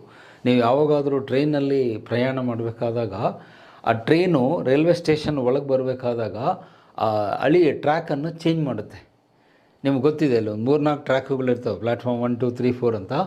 ಆ ಟ್ರ್ಯಾಕ್ ಚೇಂಜ್ ಮಾಡ್ಕೊಂಡು ಬಂದು ಅದು ನಿಗದಿತ ಸ್ಥಳಕ್ಕೆ ನಿಲ್ಲುತ್ತೆ. ಬಟ್ ನೀವು ಟ್ರೈನ್ ಒಳಗಡೆ ಕೂತವ್ರಿಗೆ ಟ್ರ್ಯಾಕ್ ಚೇಂಜ್ ಆಗ್ತಾಯಿದೆ ಅನ್ನೋದು ನಿಮಗೆ ಗೊತ್ತಾಗಲ್ಲ. ಯಾಕಂದ್ರೆ ನಾವು ಕುರ್ಕುರೆ ತಿನ್ನೋದ್ರಲ್ಲಿ ಬಿಸಿ ಇರ್ತೀವಿ, ಮಂಡಾಳು ತಿನ್ನೋದು, ಕಳೆಪುರಿ ತಿನ್ನೋದ್ರಲ್ಲಿ ಬಿಸಿ ಇರ್ತೀವಿ. ಬಟ್ ಟ್ರೈನು ಈ ಅಳಿಯಿಂದ ದಾಟಿ ಆ ಕಡೆ ಹೋಗಿದ್ದು ಟ್ರೈನ್ ಒಳಗೆ ಕೂತವ್ರಿಗೆ ಗೊತ್ತೇ ಆಗಲ್ಲ. ಎಕ್ಸಾಕ್ಟ್ಲಿ ಅದೇ ಕೆಲಸವನ್ನು ಬೆಂಟಿಂಗ್ ಮಾಡ್ತಾನೆ. ನಮ್ಮ ದೇಶದ ಸಾಂಸ್ಕೃತಿಕ ಟ್ರ್ಯಾಕ್, ಕಲ್ಚರಲ್ ಟ್ರ್ಯಾಕ್ ಅಂತೀವಿ ನಾವು ಅದಕ್ಕೆ ಇಂಗ್ಲೀಷಲ್ಲಿ.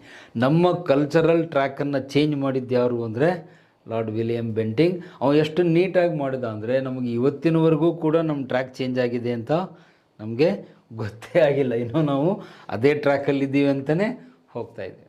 ಸೊ ಇದಕ್ಕೆಲ್ಲ ಅತಿ ಮುಖ್ಯವಾದ ಇನ್ನೊಬ್ಬ ವ್ಯಕ್ತಿಯ ಹೆಸರನ್ನು ನಾನು ಆಗಲೇ ಬೋರ್ಡ್ ಮೇಲೆ ಬರೆದಿದ್ದೆ, ಲಾರ್ಡ್ ಮೆಕಾಲೆ. ಅವನ ಹೆಸರು ಮರಿಬೇಡಿ. ಆ ಮೆಕಾಲೆ ಕೊಟ್ಟ ಸಲಹೆಯಿಂದಾಗಿ ಇಂಗ್ಲೀಷ್ ಭಾಷೆ ಈ ದೇಶದಲ್ಲಿ ಜಾರಿಗೆ ಬರುತ್ತೆ. ಅದೇ ಇಂಗ್ಲೀಷ್ ಭಾಷೆ ಇವತ್ತಿಗೂ ಕೂಡ ಏನಾಗಿದೆ, ಜೀವಂತವಾಗಿದೆ. ಆ ಭಾಷೆ ಇನ್ನೂ ಹೋಗಿದೆ ಅಂತ ತಿಳ್ಕೊಬೇಡಿ, ಈಗಲೂ ಇದೆ. ನಿಮ್ಮ ಸಂವಿಧಾನದಲ್ಲಿ ಇಂಗ್ಲೀಷನ್ನು ಏನಂತ ಕರೀತಾರೆ, ಲಿಂಕ್ ಲ್ಯಾಂಗ್ವೇಜ್. ಹಿಂದಿಯನ್ನು ರಾಷ್ಟ್ರಭಾಷೆ ಅಂತ ಕರೀತಾರೆ. English shall be continued as link language ಅಂತ ಅಂಬೇಡ್ಕರ್ ಅವರು ಸಂವಿಧಾನದಲ್ಲಿ ಹೇಳ್ತಾರೆ. ಅದೇ ಇಂಗ್ಲೀಷೇ ಇವತ್ತು ನಿಮ್ಮ ಎಲ್ಲ ಪರೀಕ್ಷೆಗಳಿಗೆ ಬರ್ತಾಯಿದೆ.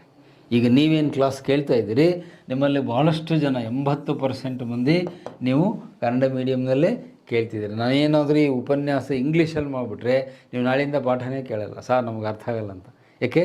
ನಮ್ಮ ಮಾತೃಭಾಷೆ ಏನಿದೆ, ಅದು ಕನ್ನಡ ಇರಲಿ ಯಾವುದೇ ಇರಲಿ, ಆ ಮಾತೃಭಾಷೆಗೆ ಯಾವತ್ತೂ ನಾವು ಆದ್ಯತೆ ಕೊಡಬೇಕು.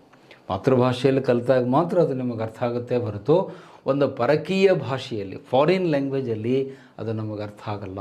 ಆದರೂ ನಮ್ಮಲ್ಲಿ ಕೆಲವು ಜನ ಒಂದು ಇಂಗ್ಲೀಷ್ ವ್ಯಾಮೋಹವನ್ನು ಬೆಳೆಸ್ಕೊಂಡಿದ್ದಾರೆ, ಆ ಇಂಗ್ಲೀಷ್ ಅಟ್ಯಾಚ್ಮೆಂಟ್ ಬಳಸ್ಕೊಂಡಿದ್ದಾರೆ. ಇಂಗ್ಲೀಷಲ್ಲಿ ಮಾತನಾಡಿದರೆ ಅವರು ಬಹಳ ಬುದ್ಧಿವಂತರು ಅನ್ನುವ ಒಂದು ತಪ್ಪು ತಿಳುವಳಿಕೆ ನಮ್ಮಲ್ಲಿದೆ. ಬಹುಶಃ ಈಗ ಆ ಸಮಯ ನಿಮಗೆ ಹೇಳೋ ಕಾಲ ಹತ್ತಿರವಾಗಿದೆ. ನಾನು ಕೂಡ ಕನ್ನಡ ಮಾಧ್ಯಮದಲ್ಲೇ ಓದಿರುವಂಥ ಸ್ಟೂಡೆಂಟ್, ಅದು ಸರ್ಕಾರಿ ಶಾಲೆಯಲ್ಲಿ. ನಾನು ಓದಿದ್ದು ಗೌರ್ಮೆಂಟ್ ಸ್ಕೂಲಲ್ಲಿ ಕನ್ನಡ ಮೀಡಿಯಮ್ನಲ್ಲೇ ಓದಿ ಇವತ್ತು IAS ವಿದ್ಯಾರ್ಥಿಗಳಿಗೆ ಇಂಗ್ಲೀಷ್ನಲ್ಲಿ ಡೆಲ್ಲಿಗೆ ಹೋಗಿ ಪಾಠ ಮಾಡಿ ಬರ್ತೇನೆ. ಆದರೆ ಭಾಷೆಯನ್ನು ಭಾಷೆಯಾಗಿ ಬಳಸ್ಕೋಬೇಕೇ ಹೊರತು ನೀವು ಇನ್ನೊಂದು ನಮ್ಮ ಮಾತೃಭಾಷೆಯನ್ನು ಅವಮಾನಿಸುವ ಕೆಲಸವನ್ನು ದಯವಿಟ್ಟು ಮಾಡಬೇಡಿ. ಇವತ್ತು ತಾನೇ ನಿಮ್ಮ ಕ್ಲಾಸಿಗೆ ಬರೋಕ್ಕೆ ಮುಂಚೆ ಆ ಮಾಹಿತಿ ಬಂದಿದೆ. ನಮ್ಮ ಚನ್ವೀರ್ ಕಣ್ವಿಯವರು ನಿಧನರಾಗಿದ್ದಾರೆ. ಅವರು ಬರೆದ ಹಾಡಲ್ಲಿ ಎಷ್ಟು ಚೆನ್ನಾಗಿ ಹೇಳ್ತಾರೆ ಅಂದರೆ, ವಿಶ್ವ ವಿನೂತನ ವಿದ್ಯಾಚೇತನ ಸರ್ವ ಹೃದಯ ಸಂಸ್ಕಾರಿ ಜಯಭಾರತಿ ಕರುನಾಡ ಸರಸ್ವತಿ ಅಂತ ಬರುತ್ತೆ. ಆ ಹಾಡಿನಲ್ಲಿ ಆ ಮಾತು ಹೇಳ್ತಾರೆ. ವಿಶ್ವ ವಿನೂತನ, ವಿಶ್ವಕ್ಕೆ ಒಂದು ಕೊಡುಗೆಯನ್ನು ಕೊಟ್ಟಿದ್ದು ನಮ್ಮ ಕನ್ನಡ ಭಾಷೆ ಅಂತ ಚನ್ವೀರ್ ಕಣ್ವಿಯವರು ಹೇಳ್ತಾರೆ. ಇವತ್ತು ನಾವು ಅವ್ರನ್ನ ಕಳ್ಕೊಂಡಿದ್ದೇವೆ, ಒಂದು ದೊಡ್ಡ ನಷ್ಟ ಸರಸ್ವತ ಲೋಕಕ್ಕೆ. ಸೊ ಹಾಗಾಗಿ ಈ ಭಾಷೆಯ ಚರ್ಚೆ ಬಂದಾಗ ನಮಗೆ ಲಾರ್ಡ್ ವಿಲಿಯಂ ಬೆಂಟಿಂಗ್ ತಕ್ಷಣ ನೆನಪಿಗೆ ಬರ್ತಾನೆ, ಲಾರ್ಡ್ ಮೆಕಾಲೆ ನೆನಪಿಗೆ ಬರ್ತಾನೆ. ನಮ್ಮ ಸಂಸ್ಕೃತಿ ಚೇಂಜ್ ಆಗಿದ್ದು ಇವನ ಕಾಲದಲ್ಲಿ. ಹಾಗಾಗಿ ಇವನಿಗೆ ನಾವು ಏನಂತ ಟೈಟಲ್ ಕೊಡ್ತೀವಿ, ಕಲ್ಚರಲ್ ಪಿಲ್ಲರ್, ಸಾಂಸ್ಕೃತಿಕ ಸ್ತಂಭ ಅನ್ನುವ ಬಿರುದು ಈ ಕಾರಣಕ್ಕಾಗಿ ಕೊಡ್ತೀವಿ ನಾವು. ಬೆಂಟಿಂಕನನ್ನು ಸಾಂಸ್ಕೃತಿಕ ಸ್ತಂಭ ಅಂತ ಹೇಳ್ತೀವಿ. ಈಸ್ಟ್ ಇಂಡಿಯಾ ಕಂಪನಿಗೆ ಒಂದು ಸಾಂಸ್ಕೃತಿಕ ಚೈತನ್ಯವನ್ನು, ಬಲವನ್ನು, ಶಕ್ತಿಯನ್ನು ತುಂಬಿದ್ದು ಲಾರ್ಡ್ ಬೆಂಟಿಂಗ್. ಮತ್ತು ಆ ಇಂಗ್ಲೀಷ್ ಭಾಷೆಯನ್ನು ವ್ಯವಸ್ಥಿತವಾಗಿ ಈ ದೇಶದಲ್ಲಿ ಬೆಳೆಸ್ತಾ ಬರ್ತಾರೆ. ಮತ್ತು ಅಲ್ಲಿ ಇನ್ನೊಂದು ಲಾಸ್ಟು ಸ್ಪಷ್ಟೀಕರಣವನ್ನು ಕೊಡಬೇಕು. ಇಂಗ್ಲೀಷನ್ನು ಇವನು ಇಂಟ್ರಡ್ಯೂಸ್ ಮಾಡಿದಾಗ ಆರಂಭದಲ್ಲಿ ಈಸ್ಟ್ ಇಂಡಿಯಾ ಕಂಪನಿಯ ನೌಕರರಿಗೆ ಮಾತ್ರ ಅವನು ಅದನ್ನು ಜಾರಿಗೆ ತಂದ, ಎಲ್ಲರಿಗೂ ಕೊಡಲಿಲ್ಲ. ಅದು ನೆನಪಿಟ್ಕೊಳ್ಳಿ. ನೌಕರರಿಗೆ, ಯಾರಲ್ಲಿ ಈಸ್ಟ್ ಇಂಡಿಯಾ ಕಂಪನಿಯಲ್ಲಿ ಕೆಲಸ ಮಾಡ್ತಿದ್ರೋ ಅವರಿಗೆ ಮಾತ್ರ ಇಂಗ್ಲೀಷನ್ನು ಇಂಟ್ರಡ್ಯೂಸ್ ಮಾಡುವ ಕೆಲಸವನ್ನು ಅವನು ಜಾರಿಗೆ ಮಾಡ್ತಾನೆ. ಎಲ್ರಿಗೂ ಜಾರಿಗೆ ತರಲ್ಲ. ಯೂನಿವರ್ಸಲ್ಲಾಗಿ ಎಲ್ರಿಗೂ ಇಂಗ್ಲೀಷ್ ಬರಲ್ಲ. ಯೂನಿವರ್ಸಲ್ಲಾಗಿ ಎಲ್ಲರಿಗೂ ಇಂಗ್ಲೀಷ್ ಯಾರ ಕಾಲದಲ್ಲಿ ಬರುತ್ತೆ ಅಂದರೆ, ಇವನಾದ ಮೇಲೆ ಇನ್ನೊಬ್ಬ ವ್ಯಕ್ತಿ ಬರ್ತಾನೆ, ಲಾರ್ಡ್ ಡಾಲ್ಹೌಸಿ ಅಂತ. ಅದು ನಾಳಿನ ಚರ್ಚೆಯಲ್ಲಿ ಬರುತ್ತೆ. ಆ ಡಾಲ್ಹೌಸಿಯ ಕಾಲದಲ್ಲಿ ಏನಾಗುತ್ತೆ, ಇಂಗ್ಲೀಷನ್ನು ಯೂನಿವರ್ಸಲ್ ಮಾಡ್ತಾರೆ. ಪ್ರತಿಯೊಬ್ಬ ಭಾರತೀಯರಿಗೂ ಇಂಗ್ಲೀಷನ್ನು ಕಡ್ಡಾಯ ಮಾಡಿದ್ದು ಲಾರ್ಡ್ ಡಾಲ್ಹೌಸಿ. ಆದರೆ ಇವನ ಕಾಲದಲ್ಲಿ ಬ್ರಿಟಿಷ್ ಈಸ್ಟ್ ಇಂಡಿಯಾ ಕಂಪನಿಯಲ್ಲಿ ಕೆಲಸ ಮಾಡುವ ನೌಕರರಿಗೆ ಮಾತ್ರ ಇವನು ಇಂಗ್ಲೀಷನ್ನು ಜಾರಿಗೆ ತರ್ತಾನೆ. ಅವರು ಮಾತ್ರ ಇಂಗ್ಲೀಷನ್ನು ಕಲ್ತ್ಕೊಂಡು ಆ ರೆಕಾರ್ಡ್ಸು, ದಾಖಲೆಗಳು ಬರೆಯೋದು, ವರದಿಯನ್ನು ಇಟ್ಕೊಳ್ಳೋದು, ಫೈಲ್ ಮೇಂಟೈನ್ ಮಾಡೋದು, ಅದೆಲ್ಲ ಇಂಗ್ಲೀಷ್ನಲ್ಲಿ ಅವರು ಮಾಡಲಿಕ್ಕೆ ಸ್ಟಾರ್ಟ್ ಮಾಡ್ತಾರೆ. ಬಟ್ ಒಂದಂತೂ ನಿಜ, ಇಂಗ್ಲೀಷನ್ನು ಭಾರತಕ್ಕೆ ತಂದವನು ಲಾರ್ಡ್ ಬೆಂಟಿಂಗ್, ಸಲಹೆ ಕೊಟ್ಟವನು ಲಾರ್ಡ್ ಮೆಕಾಲೆ. ಈ ಎರಡು ಪಾಯಿಂಟ್ಸನ್ನು ಕರೆಕ್ಟಾಗಿ ನೆನ್ಪಿಟ್ಕೊಳ್ಳಿ. English came to India during the time of Lord Bentinck and it was advisor by his law member Lord Macaulay. ಮುಂದೆ ಅಲ್ಲಿ ಇನ್ನೊಂದು ಕೊನೆಯ ಪಾಯಿಂಟನ್ನು ಹೇಳ್ತೇನೆ. ಇದೇ ಲಾರ್ಡ್ ಮೆಕಾಲೆ ನಮ್ಮ ದೇಶದ ಲಾ ಕೋಡ್ಗಳನ್ನು ರಚನೆ ಮಾಡ್ತಾನೆ. ಅವನೇನು ಸಾಮಾನ್ಯ ವ್ಯಕ್ತಿ ಅಂತ ತಿಳ್ಕೊಬೇಡಿ. ಮೆಕಾಲೆಯ ಬಗ್ಗೆ ಸಾಕಷ್ಟಿದೆ ಹೇಳುವಂಥದ್ದು. ಲಾರ್ಡ್ ಮೆಕಾಲೆ ನಮ್ಮ ದೇಶದ ಲಾ ಕೋಡ್ಗಳನ್ನು ನಂತರ ಅವನು ತಯಾರು ಮಾಡ್ತಾನೆ. ಇವತ್ತಿಗೂ ನಾವು ಅದೇ ಲಾ ಕೋಡ್ಗಳನ್ನೇ ಫಾಲೋ ಮಾಡ್ತೀವಿ. ನಿಮಗೆ ಅದ್ರ ಬಗ್ಗೆ ಗೊತ್ತಿದೆಯೋ ಇಲ್ಲೋ, ಯಾರು ಲಾ ಸ್ಟೂಡೆಂಟ್ ಇದ್ದೀರಿ ಅವ್ರಿಗೆ ಗೊತ್ತಿರುತ್ತೆ. ಲಾ LLB ಓದೋರಿಗೆ ಗೊತ್ತಿರುತ್ತೆ. Indian penal code, civil procedure code, criminal procedure code ಅಂತ 3 ಬರ್ತವೆ. ಭಾರತೀಯ ದಂಡ ಸಂಹಿತೆ, ನಾಗರಿಕ ಸಂಹಿತೆ, ಅಪರಾಧ ಸಂಹಿತೆ. ಈ 3 ಕೋಡ್ಗಳನ್ನು ಸಿದ್ಧಪಡಿಸಿದ್ದು ಯಾರು ಅಂದರೆ ಲಾರ್ಡ್ ಮೆಕಾಲೆ. ಇದನ್ನು ಡ್ರಾಫ್ಟ್ ಮಾಡಿದ್ದವನೇ. He is called as the person who drafted the codes. ಈ ಎಲ್ಲ ಲಾ ಕೋಡ್ಗಳು 3 ಕೂಡ ಇವನ ಕಾಲದಲ್ಲೇ ರಚನೆ ಆಗ್ತವೆ. ಅವನೇ ಅವುಗಳನ್ನು ಏನು ಮಾಡ್ತಾನೆ, ಡ್ರಾಫ್ಟ್ ಮಾಡ್ತಾನೆ. ಸೊ ಇವತ್ತಿಗೂ ಕೂಡ ನಮ್ಮ ನ್ಯಾಯಾಲಯಗಳು ಇದೇ ಕೋಡ್ಗಳನ್ನು ಇಟ್ಟುಕೊಂಡೇ ನಮ್ಮ ಕೋರ್ಟುಗಳು ಕೆಲಸ ಮಾಡ್ತವೆ. ಇವತ್ತು ನೀವು ಹೈಕೋರ್ಟಿಗೆ ಹೋದರೆ, ಸುಪ್ರೀಂ ಕೋರ್ಟಿಗೆ ಹೋದರೆ, ಅಲ್ಲಿ IPC, CPC, CRPC ಸೆಕ್ಷನ್ ಓದಬೇಕಾದಾಗ ನಮಗೆ ಲಾರ್ಡ್ ಮೆಕಾಲೆ ನೆನಪಿಗೆ ಬರ್ತಾನೆ. ಅವನು ಹಾಕಿಕೊಟ್ಟಂಥ ಲಾ ಕೋಡ್ಗಳನ್ನೇ ಇವತ್ತಿಗೂ ನಮ್ಮ ನ್ಯಾಯಾಲಯಗಳು ಫಾಲೋ ಮಾಡ್ತಾಯಿವೆ. ಸೊ ಹಾಗಾಗಿ ಲಾರ್ಡ್ ಮೆಕಾಲೆ 2 ಕೊಡುಗೆ. ಒಂದು ಇಂಗ್ಲೀಷನ್ನು ಇಂಟ್ರಡ್ಯೂಸ್ ಮಾಡಿದ್ದು, ಪರಿಚಯಿಸಿದ್ದು, ಪ್ಲಸ್ ನಮ್ಮ ನ್ಯಾಯ ಸಂಹಿತೆಗಳನ್ನು, ಅಂದರೆ ನ್ಯಾಯಾಂಗದಲ್ಲಿ ಬಳಸಲಾಗುವಂಥ ಸಂಹಿತೆಗಳನ್ನು, ಕೋಡ್ ಅಂದರೆ ಸಂಹಿತೆ, ಅವುಗಳನ್ನ ಡ್ರಾಫ್ಟ್ ಮಾಡಿ ನಮ್ಮ ದೇಶದಲ್ಲಿ ಜಾರಿಗೆ ತಂದಿದ್ದು ಲಾರ್ಡ್ ಮೆಕಾಲೆ. ಸೊ ಇದು ಈ 2 ಸಂಗತಿಗಳೇನಿವೆ ಅವು ಬೆಂಟಿಂಕನ ಕಾಲದ ಅತಿ ಮುಖ್ಯವಾದ ಬೆಳವಣಿಗೆಗಳು. ಒಂದು ಸಾಮಾಜಿಕ ಸುಧಾರಣೆ, ಆನಂತರ ಪಾಶ್ಚಾತ್ಯ ಸಂಸ್ಕೃತಿ ನಮ್ಮ ದೇಶದಲ್ಲಿ ಕಾಲಿಡುತ್ತೆ. ಅಲ್ಲಿ R.C. ಮಜುಮ್ದಾರ್ ಮಾತನ್ನು ಆಗಲೇ ಹೇಳಿದೆ, ಭಾರತ್ ಬಿಕೇಮ್ ಇಂಡಿಯಾ. ಭಾರತ ಇದ್ದಿದ್ದು ಇಂಡಿಯಾ ಆಯಿತು ಬೆಂಟಿಂಕನ ಕಾಲದಲ್ಲಿ ಅನ್ನುವಂಥದ್ದು. ಇನ್ನು ಉಳಿದಂಥ 3 ಸಂಗತಿಗಳು ಅವನ ಕಾಲದಲ್ಲಿವೆ. ಒಂದು ಚಾರ್ಟರ್ ಕಾಯ್ದೆ ಬರುತ್ತೆ, ಥಗ್ಗರ ದಂಗೆಯನ್ನು ಅಡಗಿಸ್ತಾನೆ, ಮತ್ತು ಮೈಸೂರನ್ನು ತನ್ನ ವಶಕ್ಕೆ ತೆಗೆದುಕೊಳ್ತಾನೆ. ಆ ವಿವರವನ್ನು ನಾನು ನಾಳಿನ ಮುಂದಿನ ಚರ್ಚೆಯಲ್ಲಿ ಮುಂದುವರಿಸ್ತೇನೆ. ಯಾಕಂದರೆ ಈಗ ಸ್ಟಾರ್ಟ್ ಮಾಡಿದರೆ ಅದು ಅರ್ಧ ಆಗುತ್ತೆ, ಸಮಯ ಮೀರ್ತಾ ಇದೆ, ಪಾಯಿಂಟ್ ಅರ್ಧ ಮಾಡೋದು ಬೇಡ ಅಂತ ನಿಲ್ಲಿಸ್ತಾ ಇದ್ದೇನೆ. ಸೊ ನಾಳೆ ಆ 3 ಅಂಶಗಳು, ಅದರಲ್ಲಿರೋ 3 ಬೇಕಾದ್ರೆ ನೀವು ಆ ಸ್ಲೈಡಲ್ಲಿ ನೋಡ್ಬೋದು, ಸ್ಲೈಡಲ್ಲಿ ಆ ಪಾಯಿಂಟ್ಸ್ಗಳು ಬರ್ತವೆ.